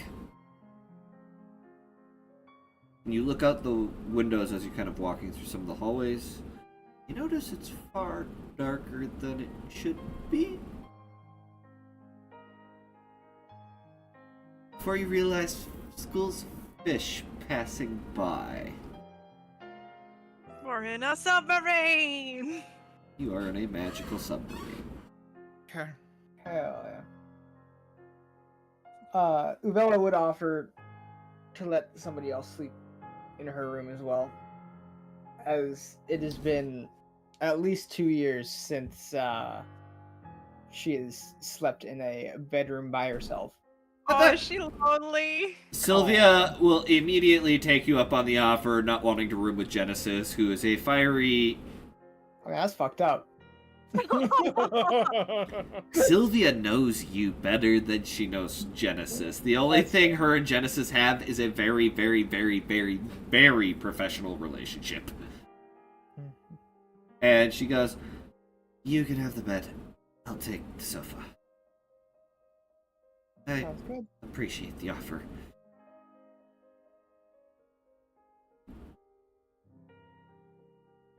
At that, after they leave you, you hear a knock, knock, knock, knock, knock, knock, knock, knock, knock, knock, knock, knock, knock, knock, knock on your door, Uvella.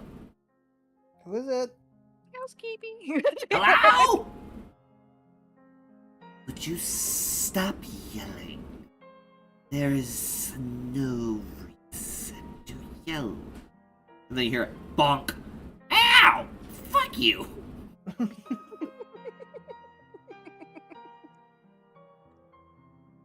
I will say this, Sardier, you have windows in your room. There is a magical ability to tint them so nobody can see through. Before you figured that out, you do notice some of the female drow walking by looking in with this look of disgust. Oh. Some of them, not a look of disgust, but look of endearment. Or Lust. I wouldn't even say lust, because it's not a sexual attraction, more of a objectifying. It's almost like they're in a fish tank right now. They're like, Pretty much. I mean, they are right next to the shops. That's all I'm saying. Okay. it's like a pet store. It's buy one get one free. Try there's two in there. There's a little sign in the window they can't see on the other side. It says BOGO. Oh. Oh. No. Even worse, male zoo for your entertainment. Live specimens. Eric kind of looks, as much as this is entertaining, reaches out, presses a button. That's better. That feels a little more private.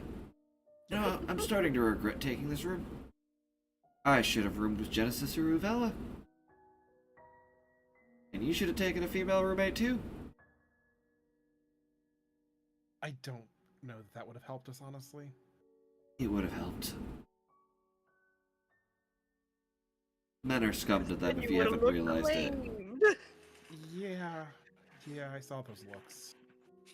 It's the same looks that men give women in taverns. Yep.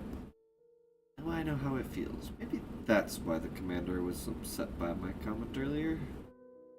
Turns Yeah. table. Meanwhile, Cyric's fine. He's just like, yeah, I've never participated in this. Just sits down. Nope. And if he goes out, he has absolutely zero effect from this. Anyone who gives him trouble, he's like, okay. Thanks, I appreciate the compliment. You know, if you take a picture, it'll last longer. But you hear a knock on your door, Sardier. Open the door. And Cyrix is standing there and he's like, looks over at the window. You guys picked an interesting room. Eric picked an interesting room. I picked no such thing. I said I'd follow you. You said you'd room with me. Yep. And I followed you. I was following you. That was a mistake. Yep. So neither of us were following each other. We were following each other, following each other. And we ended up in a fishbowl. You watch Cyrix poke his head out. You know, ladies, it's kind of rude to stare. If you need actual something to look at while you get off, you could just take a picture. And then he closes the door. Did he Behind come him. in the room? Yeah. Okay. Did either of you participate in nasty things that you did to women outside in the real world? No? Then you shouldn't have anything to worry about.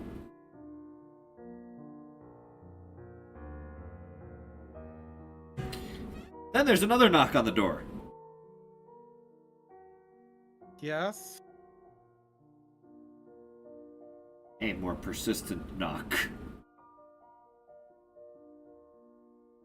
Go Okay. around Cyric to open the door. Oh, Cyrix sat down on the sofa at this point.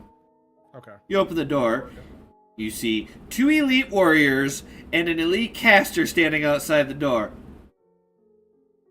Was there a male here speaking shit? Cyric just looks over. Yeah, hi. You got a fucking problem with it? We were already told we were guests by the Queen. Now, if I could respectfully ask for some privacy, and you to tell your people to respect that privacy as well as the decision your queen has made, it'd be most appreciated. You do notice a black aura start coming around him.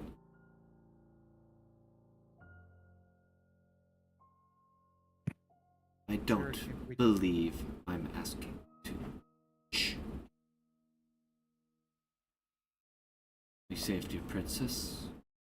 I expect some respect that you even give your males when they do a good job.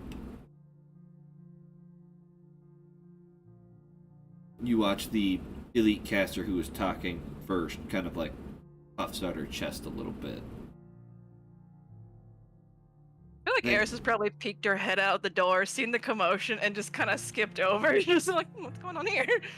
Well, as you're skipping over, you do notice, you hear the sound of, Hey, scusi, move, please, and you watch as this small girl starts pushing their way through the, small group of guards, and then they immediately, oh, I'm sorry, princess, and she walks in. under the statue of guests. Be gone. You are being rude. And then you hear, starting in, undercommon. And she immediately cuts them off and goes, You speak a tongue they do not understand? That is rude. You speak in common random, you speak about them. They deserve to hear.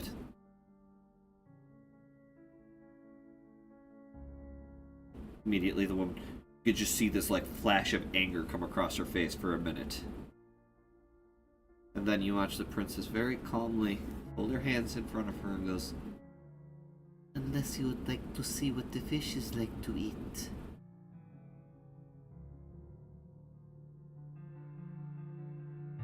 and immediately, No, princess, I apologize. I just heard a complaint from one of the women. We just were investigating. Well, you may tell the civilians to kindly fuck off.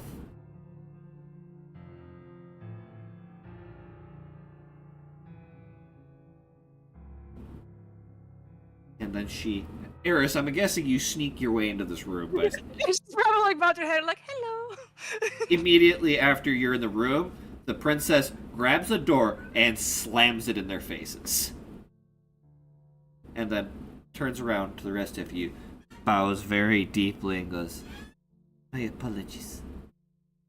My people not used to guests in these rooms being of the male variety.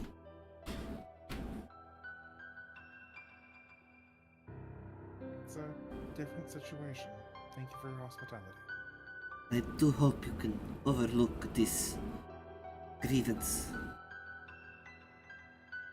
I will be sure to tell my mother about this, and they will be punished correctly. They were merely doing their jobs. They are required to understand what is happening on the ship.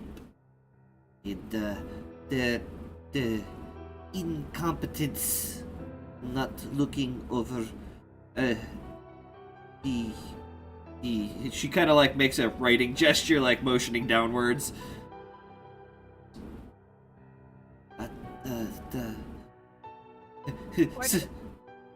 Yes, that. If that is a thing with names and logbook, as say in common. They are required to when no passengers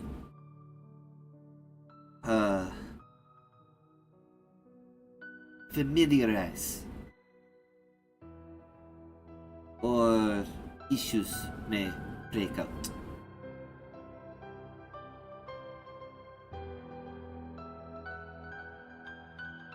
Again, gives a very polite bow. For those of you who understand anything about the drow culture, first of all, women never bow to men. Women of high stature never bow to anyone below their station.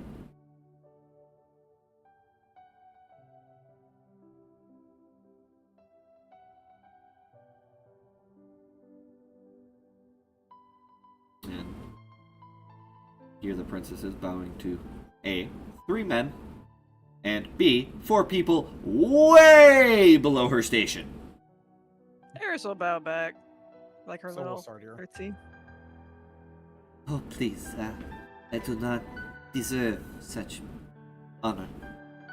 I like you. Thank you. You're very kind. Eris is gonna casually reach over and just push one of the buttons by the window. Fucking immediately, the tint is gone, and Eric immediately goes, no. Boop. Puts his hand and holds it over the button as long as you are in here from here on forward. You're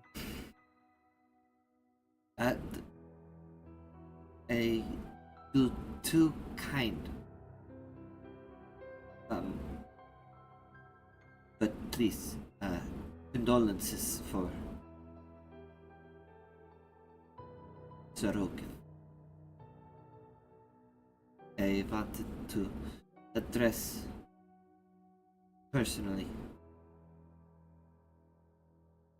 Very good man. But yeah. We're also changing the music now, because dark piano music not quite gonna cut it right now. That's fine. It's fine. Um, It's the vibe.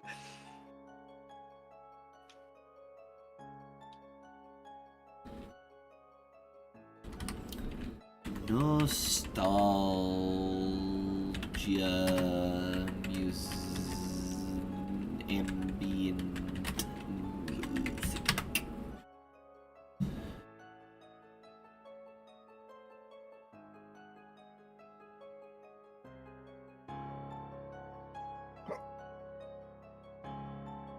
Alright, people, you're about to hear a bunch of random songs being played as I'm trying to figure out what to play, because I really have had so much to freaking do and figure out that I'm behind. Oh. You know what? Fuck it. Okay. Yeah, fuck 'em. Control C, and some of you will recognize this. We're gonna fucking use it again. Oh. The Yay! laughter, the random laughter music. Random laughter. Hey, you know what? We can excuse it now. There's a boat full of fucking people. Yeah. And there are children.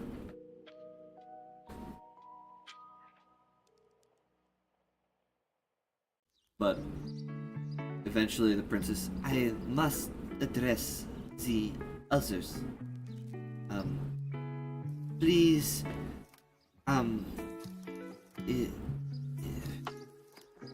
definitely struggling with common.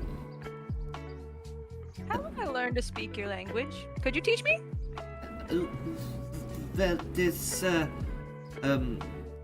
the classroom for young ladies are very much allowed to attend. They'll put word in. Not very good teacher. Still young.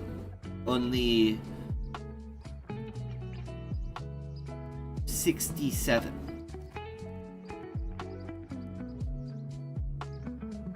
Mind you, Eric just goes, head tilt, excuse me? I think you'd do fine. bright elf, right? Sorry, you're not like, an ancient being, right? You do have the pointed ears, but never really got over that. You're not like 500 years old or something like that. I might be.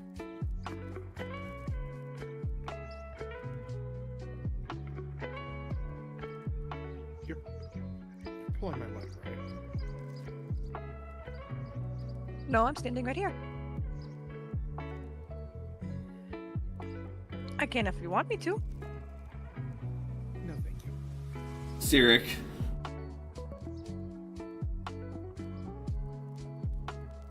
She's a child of Zugatomi. What could you expect?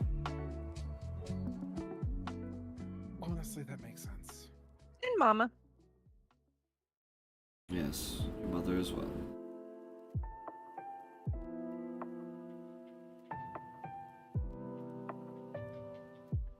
Now I know we're going on about 6:15, 6:30 now. We might want to arrive early to the mess hall, unless you guys wish to starve for the rest of the night. That would be a good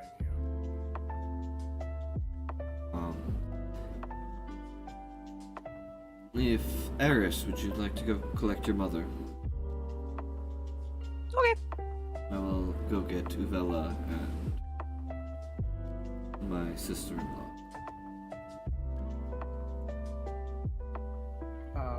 While they were talking, I'd like to have a conversation with Miss Storm if possible. Alright, yeah, by this point she's kind of, sat down. She's taken off the armor, obviously, clothes underneath, because it's uncomfortable otherwise. We can relax now. Just like... Much like you would see her when she gets off of work, just literally just like...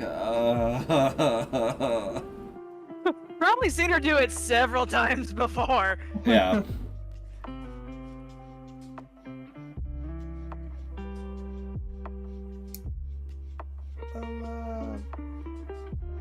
you mind if I ask you a question? Sure. Or would you rather just relax? No, it's fine. We can sit here in silence. It's okay. If you have questions, it's probably better answered than unanswered. You were... you're Cyric's sister-in-law, right? I am. How long have you known him? Oh.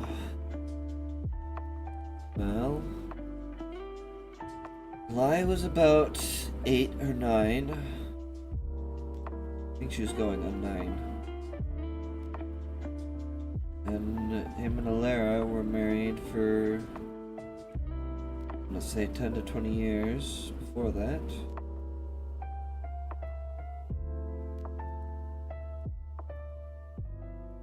$19 to 29 years.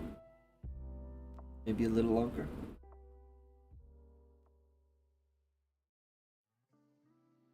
It's been a while. Being elf, it's... time escapes you. Makes sense. I suppose you don't have to be as worried about how much time you have left compared to others. We do. Yeah, I suppose you can never know when something weird's gonna happen. End of the day, you may have more time, but the majority of the people you know don't.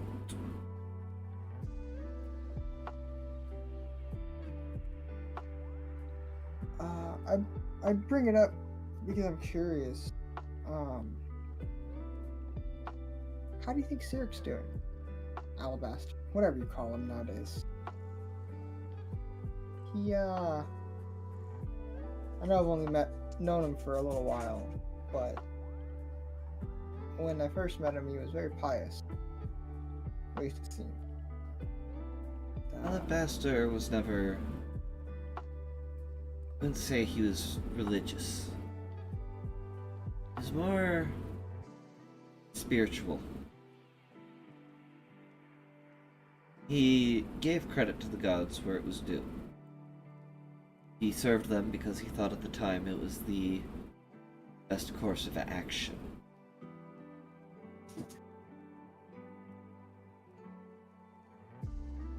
So I don't know if I would consider him pious. But after my god smites your wife and child out of existence, I don't know how much I would trust gods myself.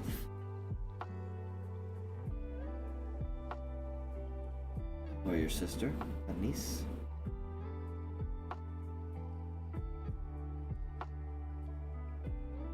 Sorry, I jumped on it before you could finish your question. Oh, no, it's, I don't know. I worry about the path he's going down. Seems Angry? Vengeful? Dark?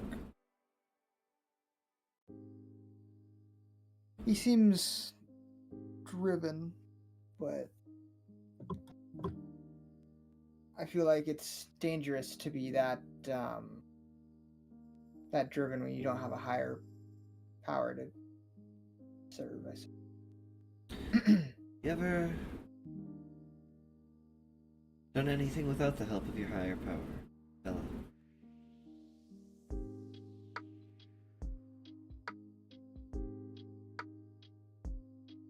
Believe it or not, people do it all the time.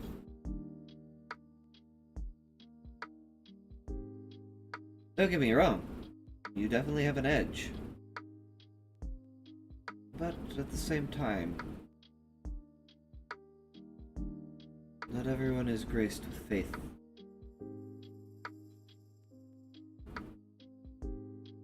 I think the thing that I worry about is that people tend to change too easily, whereas at least the deities are rather set in their ways.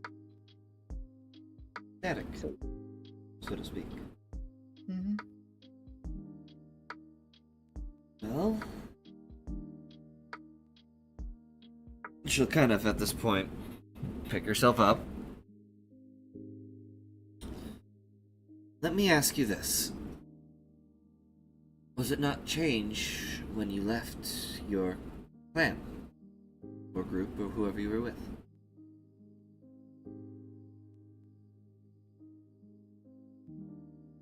Okay.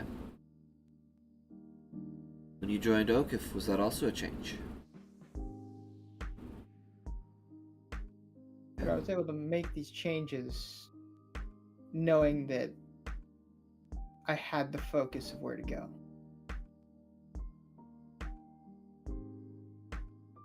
I think it would be lost, or I would be lost, if I had made all these changes without a drive. And I just worry that I worry about him getting lost.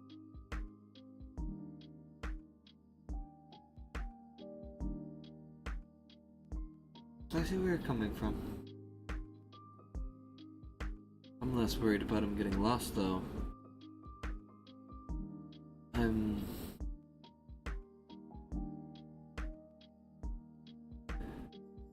worried he may not be lost and he may be too... He may have found something that he wants to do and may not change course.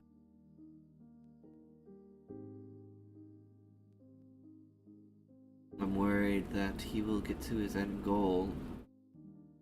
Won't be what he wanted. The universe has a funny way of granting your wish. But not in a way that you wanted. Ever heard of hags? Mm-hmm. Well, they grant your wish, alright. Just not Always a consequence. exactly. The universe has a sick and twisted sense of humor.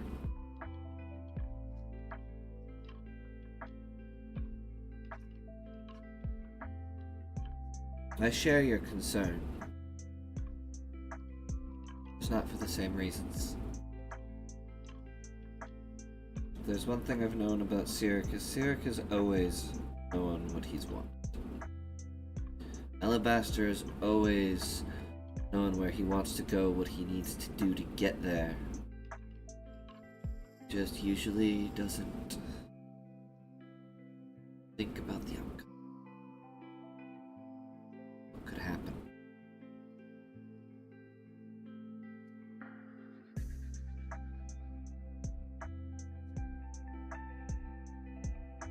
I honestly don't know how to drive him in the right direction. I think the only person who really did was Alara.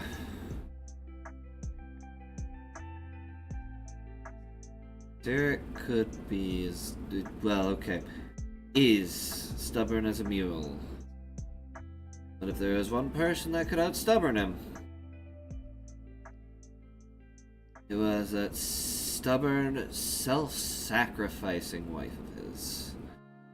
And that stubborn, self-sacrificing at all costs to herself, literally, sister of mine.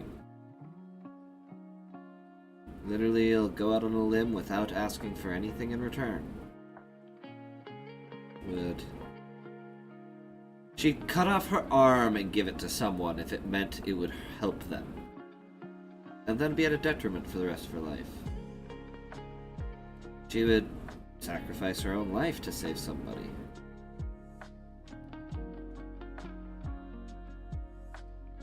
If it meant somebody she was going home to, or that person was going home to, would cherish them.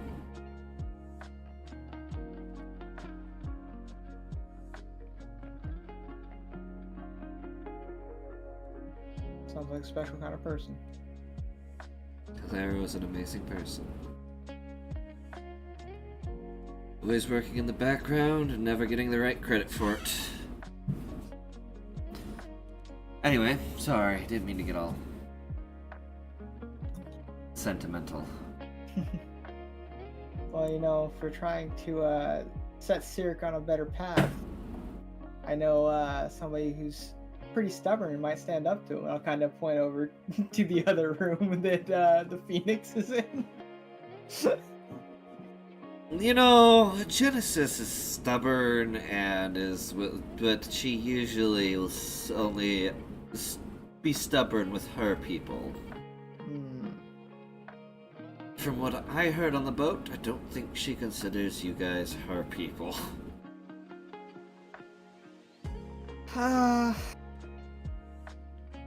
Not yet, anyway. Yeah. I mean, she didn't throw you off the boat for your smart-ass comments, so that's a start.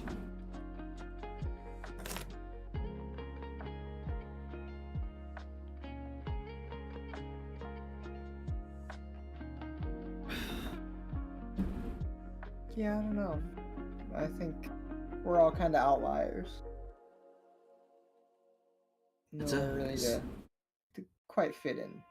I've always noticed the greatest heroes of the realm, or even the saviors of realms, always tend to be the least expected.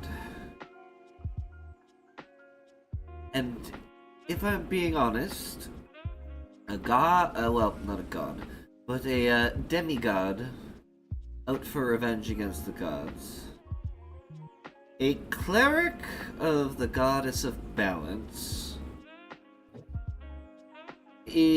What seems to be horny monk. A girl with her marbles a little loose. Her traumatized Marbles left. her traumatized shape-shifting mother. Definitely sounds like an unsuspecting group of heroes. I think we're about as far from heroes as you can get, but I don't exactly think I know a better term to put it, but it sounds like you guys are on the path to at least trying to change the world. we'll get the job done. But it might not be the way that most people would like.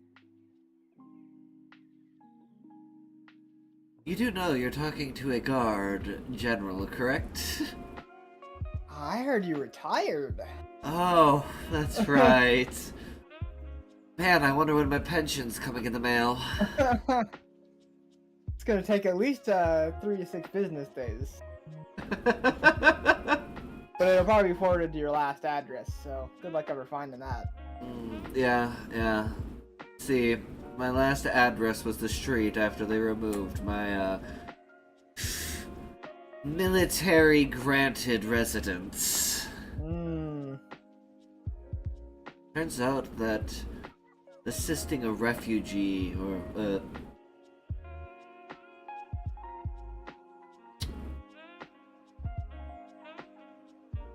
assisting somebody on the run from the law has its consequences. Yeah, so they say. Yeah. Strange. Strange how the world works.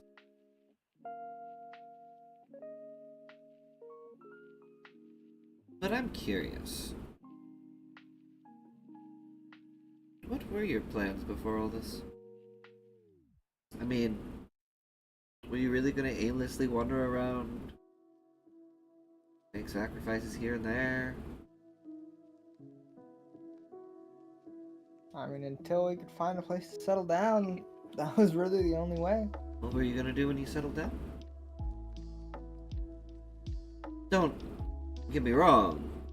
I mean this in no offense, but don't exactly remind me of a family person. Yeah, probably not. Yeah, I don't quite see you, finding a nice man and settling down and having a family behind a large white picketed fence. Doesn't strike me as very villa. No. Maybe one day, but it's funny, I'm sure you know, but I follow Vespero. But I've always thought of myself as more of a storm cleric, going where the wind takes me. I think, much like the winds, you just gotta keep going. Doesn't matter where you end up, as long as you're moving somewhere. Sometimes you even go back. Circle around like a cyclone. Go Man. nowhere. Goddess of demi-humans in rebellion.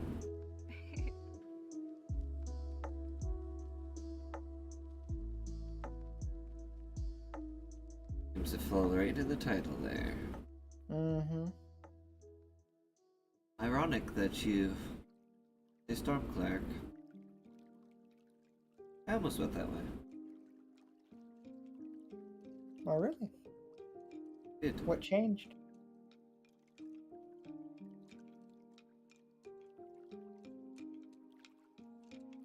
Kid ran from a temple.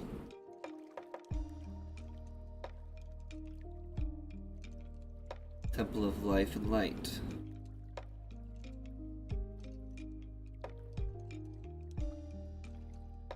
And he ran into me and I asked him what was wrong.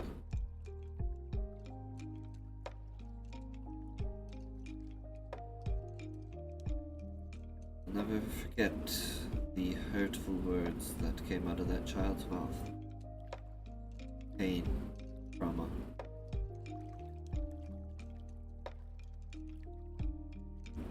Never once did I trust a priest again. Hurtful. You're more like an acolyte. I suppose that's true. To be fair, I don't know many priests that would burn down a temple. I heard it was just a bonfire from Eris. It's a very wonderful bonfire. How the hell are you out of your kennel? Yeah, wait, I was gonna say, didn't you lock your cat up? Right? Oh, She's been no. pushed behind you and everything this whole damn time. Hold on. Oh no. Oh no. Because at first I didn't notice it, and then 2 yellow eyes came up behind him. I was like, wait a minute. How did I you? didn't even see.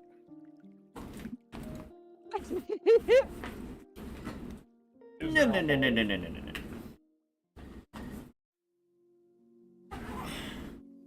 I just like how she came on camera to brag about it too. Now I can watch you.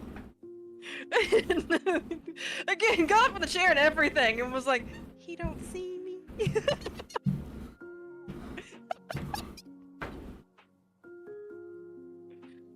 And she was cocky about that and everything.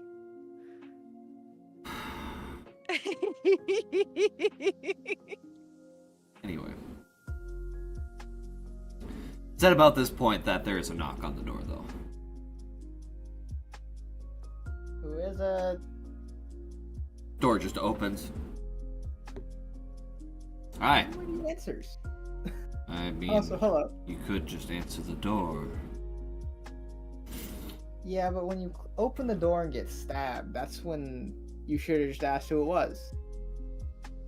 And do you think if somebody was actually here to stab you, Bella, they would tell you, I am your assassin. I'm going to stab you in the stomach now. No, but you could at least lower your guard if I heard your voice.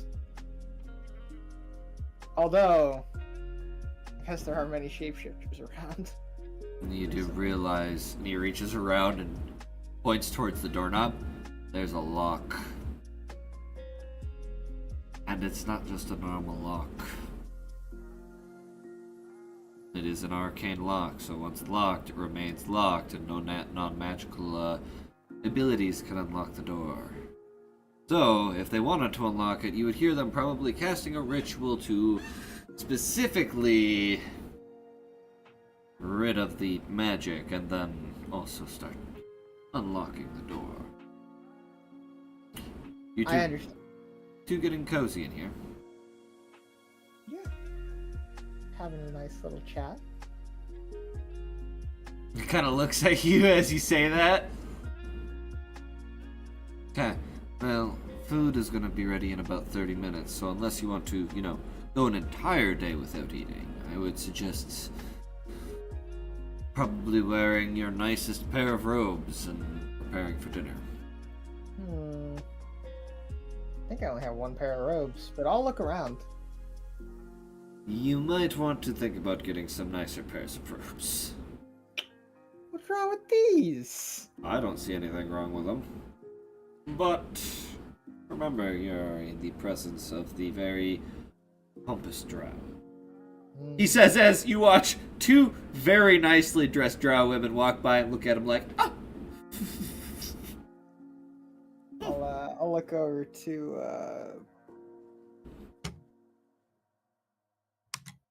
dude, I forgot her first name. Miss Storm is what I'm gonna call her. and just Sylvia? say- Sylvia, yeah. I don't know why I wanted to say something completely wrong. Hey, can I give you a hint, Saiuki? Huh. Go over to Discord, look I at have it on my notes Origins, right here. and if you look at Origins NPCs, Her name is not with the picture. Get fucked! It wasn't me. you will see For it too. that there is a name next to her picture.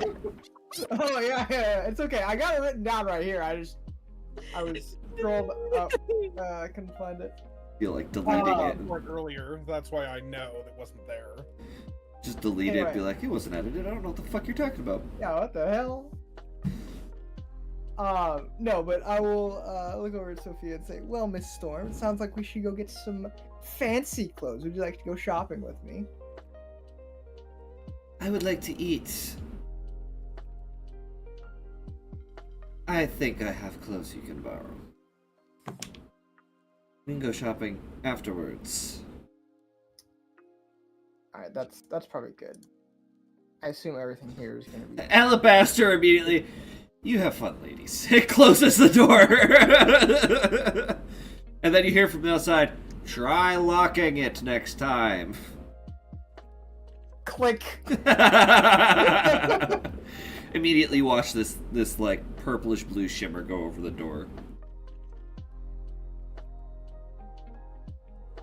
You said I had something you could borrow, or you had something I could borrow. She points over to the other end of the sofa where there's 3 bags of holding.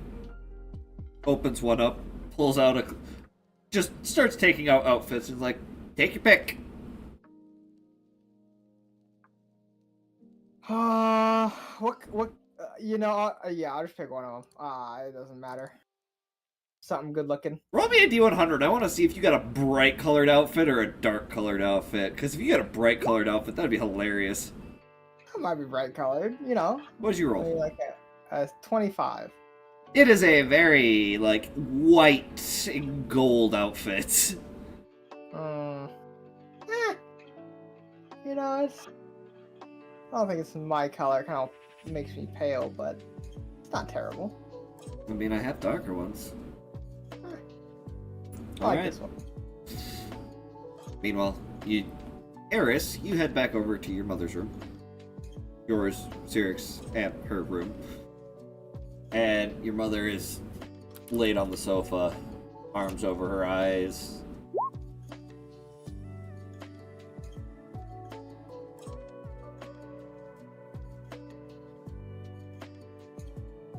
Oh, so she'd probably open the door and just housekeeping.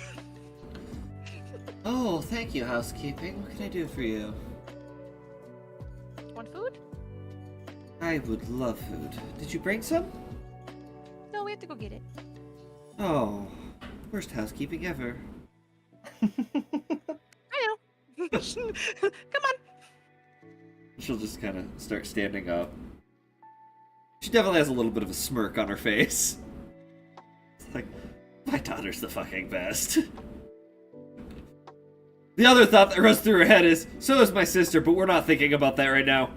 We're not getting into the semantics of it. Nope. That is child.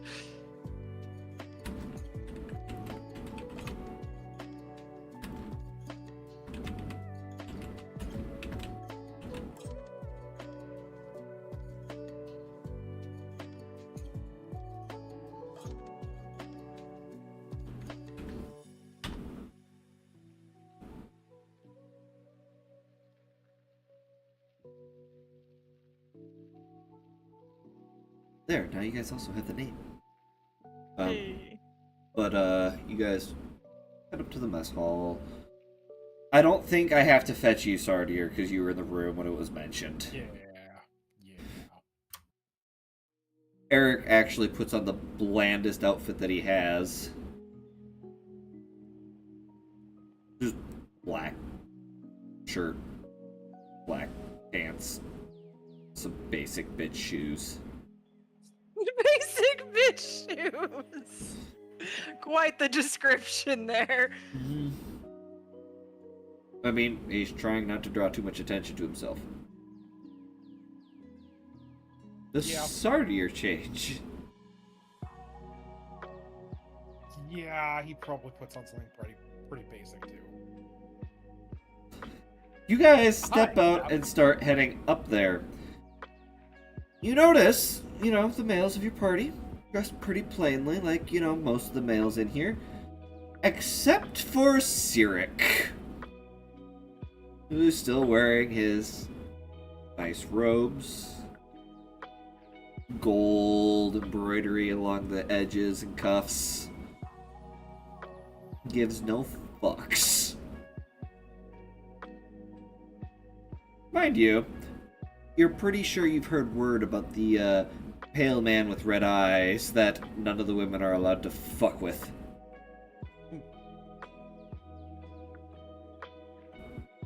There's probably meet up with all of them like, you look nice. You two could do better. I believe they're worried about standing out, Eris. Why? Men aren't supposed to dress nice in Drow society. Typically, they're not allowed to own nice clothes. As he says, in nice clothes.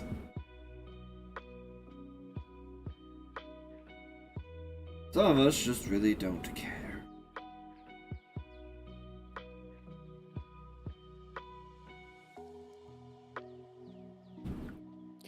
guests, and they're showing us great hospitality. We figured it was best to not stand out. Fair enough. Rather boring. Sometimes boring's okay. Loki looks over at you guys and is like, you won't win this one. I would... She's about as hot-headed as I am. Mind you, Loki is dressed in your everyday, I'm going to work on Mondays clothes. Her, I was taking a nap, you can kindly go screw yourself. She's definitely getting some looks from other people, and she just kind of looks at them, and you guys watch. You've seen the ring around Eris's pupil. This far more chaotic ring kind of forms around not her pupil, but the iris itself into the red, into the whites, as the blacks form in from the outsides as well. And everyone's just like, okay.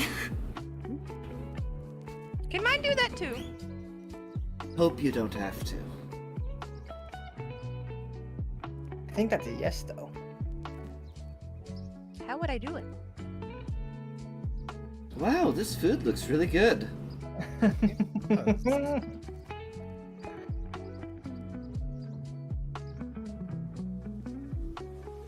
And as she sits down, Eris, you immediately hear telepathically, I would prefer not to show you. Okay.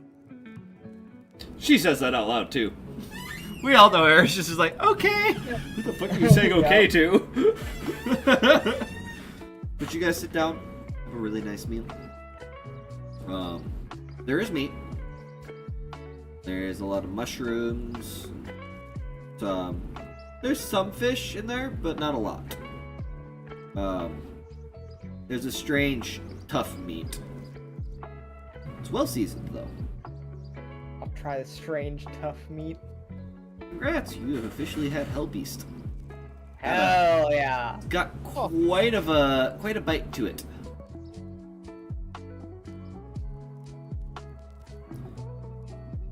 You guys have a nice meal. Probably before, probably fairly quiet, because you're noticing everyone else in the room is quiet. Except for Eris, who's probably like throughout the entire meal. Full mouth and everything. Doesn't give a fuck. Villa's so used to it, she's just tuned her out by this point. Like, she waits for, something coherent to come out and we'll listen, but otherwise it's just like... Cyric is indulging you, though, Eris. It's like, if you ask questions, he answers them honestly and straightforwardly. Even if it is, why are the women so mean here? They're just bitches. No fucks given. No, she's just probably eating. He's like, I wonder what's in here. It tastes pretty good. How often do we have to eat? How old am I? Can I read that book you showed him?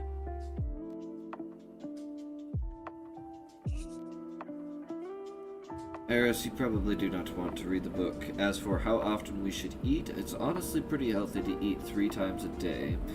But I'm different. It doesn't matter. Most living beings still need to eat 3 times a day.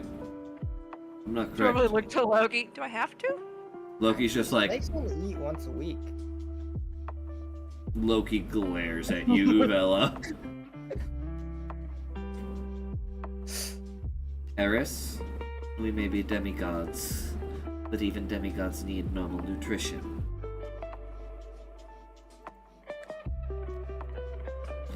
At this point, Cyric goes back. As for what's in the food, you're currently eating what looks to be cave mushrooms that are seasoned with a very basic salt and pepper, as well as Hellbeast, which is a tougher meat that is slightly spicier to the taste buds naturally. It tastes familiar. Probably. I would not be surprised. Loki, I don't know where you would have gotten it from. Probably, if anything, it probably just reminds you of something you've tasted before. Probably. But I'm assuming it's just random ass questions like that. Yep. Cyric will eventually go, I would really prefer you don't read the book, though. But I want to. I am aware you do. He read it. Why can't I? He looks right at Sardier, then looks back at you, then looks back at Sardier. Don't take this the wrong way, my friend. I care more about you, Eris.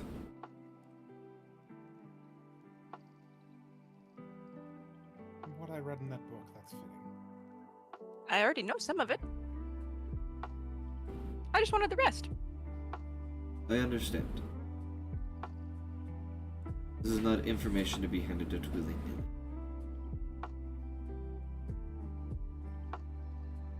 Some secrets are best kept a secret.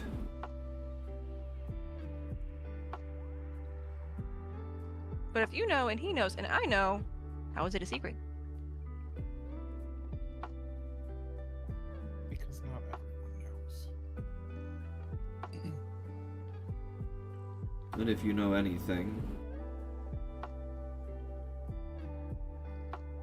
it's best to keep it that you know it, and you don't spread it around to anyone else in case they might not.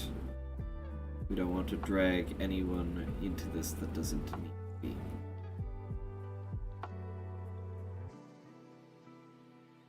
And put people's lives in danger. Unnecessarily.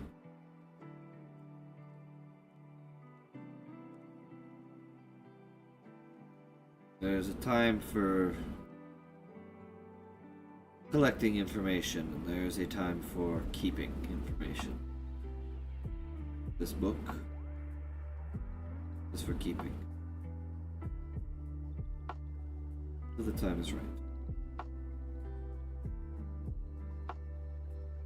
For now, cherish the fact that you have your mother back.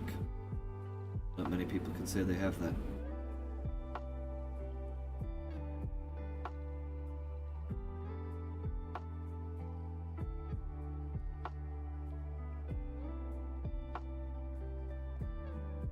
He gives this very far-off gaze. That once again mulling over thoughts as he returns to eating.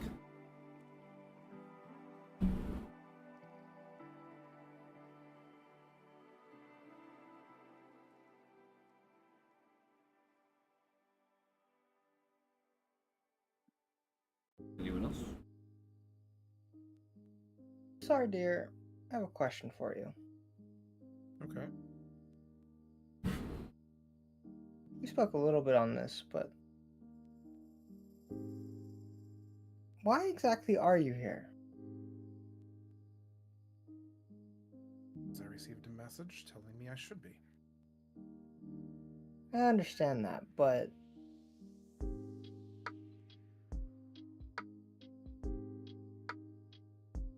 But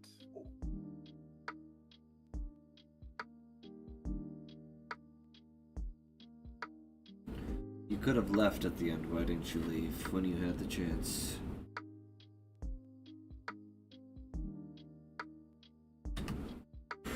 Nobody's forcing you to be here. it wasn't exactly safe to stay in that city. And I figured Droidal has something planned.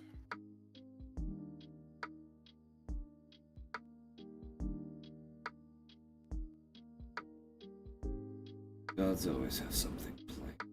You can definitely hear the venom in his voice on that one. Well, wouldn't you like to figure out what it is?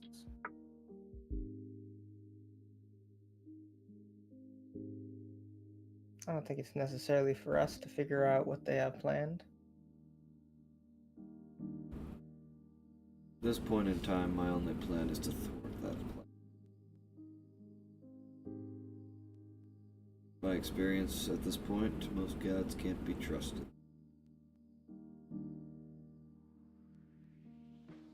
Especially one that refuses to take sides.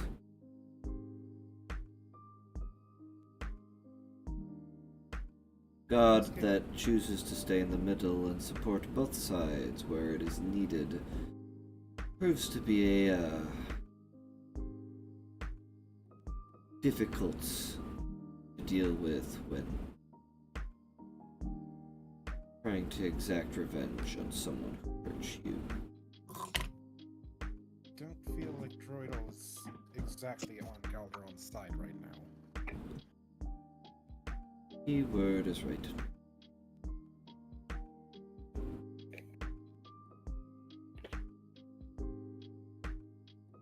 And please do understand that your choice is your choice. But I disagree heavily. Blind faith gets people. It does. But at the very least, I feel like sticking around you is going to be interesting. So that's the truth. Part of it.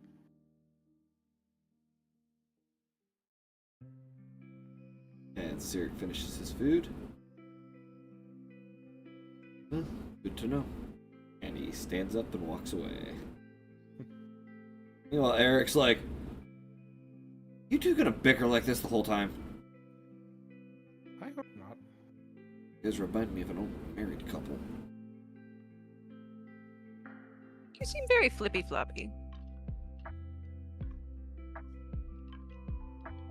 Follow the goddess of balance. I don't pick a side. Lazy too. You know, Being honest, you're kind of rude. I've heard worse. Sure you have. Star dear. Your god did send you to help us. I think it'd be narcissistic of me to say you came here to help me, but I am a part of us. I follow the god of rebellion. You ever think that maybe your god of balance is telling you to rebel?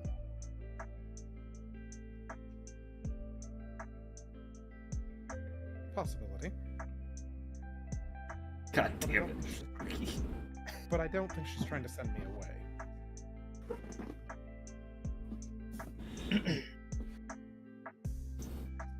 Honestly, your goal seems to be rebellion of a kind. You just hear fucking Loki. That's an understatement.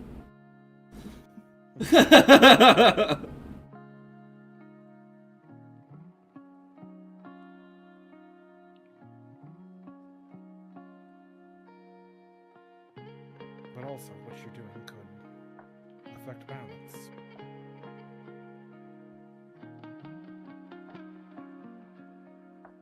Swing things too far to one side or the other, and it's not good, be it light or dark.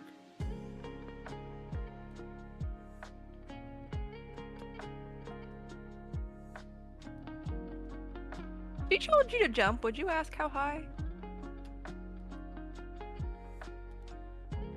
Loki again. I think most people would just leap. It's called a leap of faith for a reason. Hasn't let me down yet. What if she told you to perish? Would you happily die?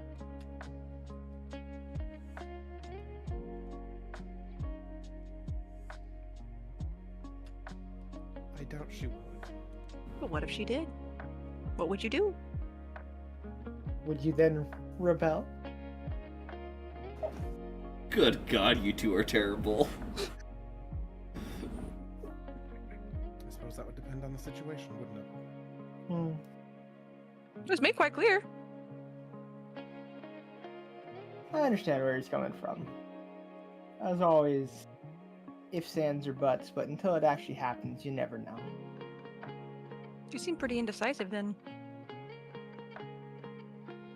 I suppose I am. Not everyone is as decisive as you and I, Harris.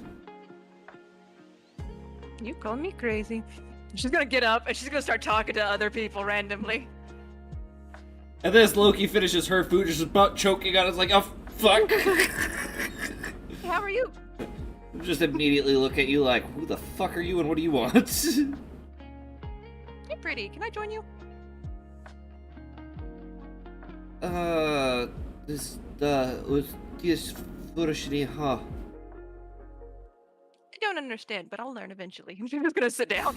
She's listening intently. Oh no.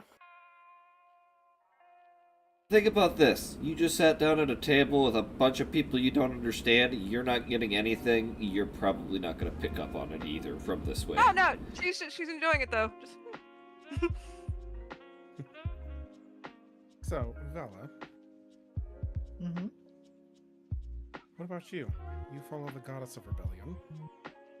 How do you know when it's time to rebel? You always rebel. I will say this. Uvela, you feel this nice, comforting feeling come over you as you repeat a piece of scripture from the true scripture.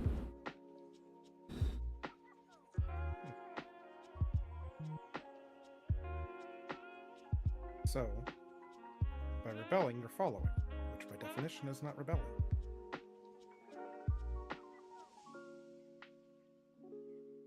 Seems like a paradox itself, doesn't it?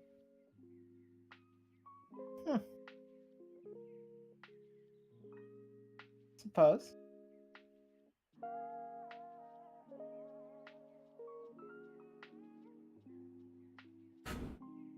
A cloaked figure approaches your table. Can we tell if it's male or female? No, you can't. Doesn't have yellow eyes, though. I will promise you that. Oh, that's Mm-hmm. Well, that's reassuring. That may not be as reassuring as you might think. no. And sorry to answer your question, sorry, dear.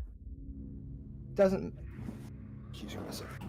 matter who you're rebelling against, as long as you're rebelling against somebody.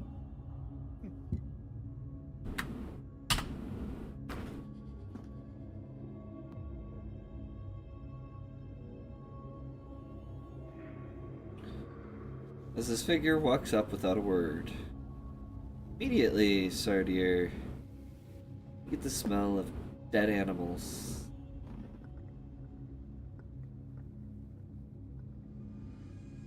The smell of slimy skin. Reptiles. This person sits down, picks up their head, and you see two bright yellow snake eyes peering out across the table from you. Hello there. You speak of paradoxes.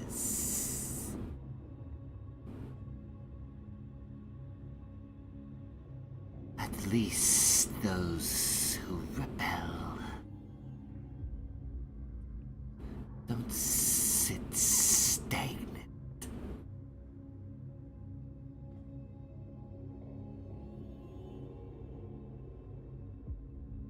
One day, Sadir, follower of the goddess of balance, you will be forced to pick a side. And I At that point, do look forward to seeing that. and at that point, I shall remind everyone that Droidal is also the goddess of change. You need to adapt to what comes at you. You have a free tongue. I will say this, Uvela, you recognize the voice. Oh? Oh yeah. Oh. Oh yeah. Oh. This lady exudes a sense of divine energy. Oh boy. Oh boy. We immediately regretting that tone, like mistakes were made. And the Sardier, you watch as this tongue flicks out really quick. recognize this to be a very long, thin snake tongue. Yep. I see. Bridal does not teach her followers when to be silent.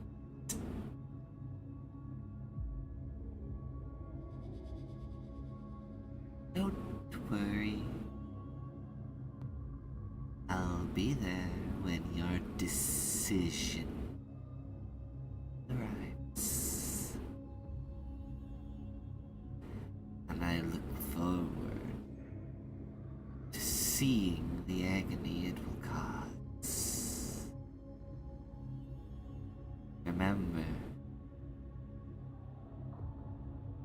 with change, there's always pain. Don't get lost in the maze, little mouse. She stands up and walks away.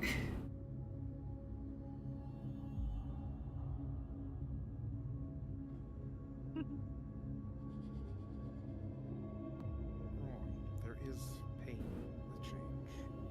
And when that change comes, it's our job to help people through the pain.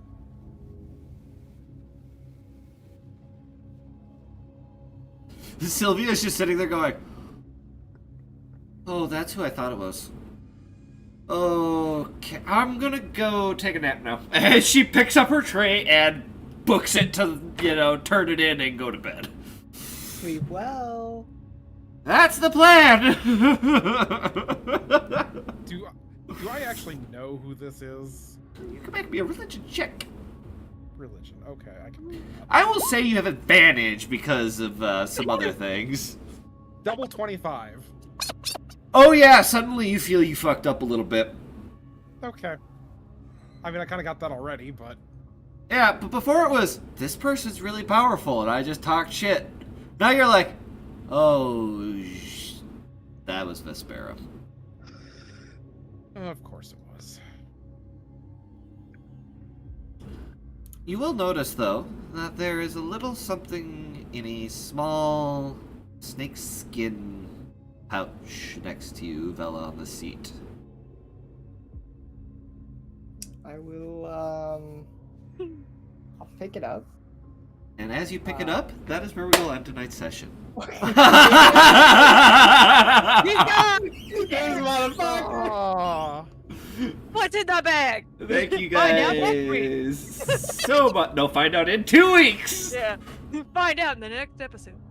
Find out in the next episodes of Origins of Alibastor of Cyric. Thank you guys so much for watching, and we will see you guys possibly tomorrow for a stream of sorts, but it won't be for D&D, so players, remember, anyone who's a player in Island of Cruelty, I am not putting you through the torment yet. Fine, I want an extra week to think anyway. Secondly, Wake up, panic. on Sunday, again, go check out Rose Warrior and War Club. Give them some love. Make sure that, say hello to them. And Wednesday, Meat Wagon. Be back, hopefully. Those of you who were not here at the beginning. Same time as normal, 7 p.m. Feel free to drop on by. And as for next Friday, we will continue with our very interesting origin of Charisse Ajlan, the Void Terror. We're all gonna be safe. I am going to say you guys have a wonderful night, and we will see you guys next time. Oh,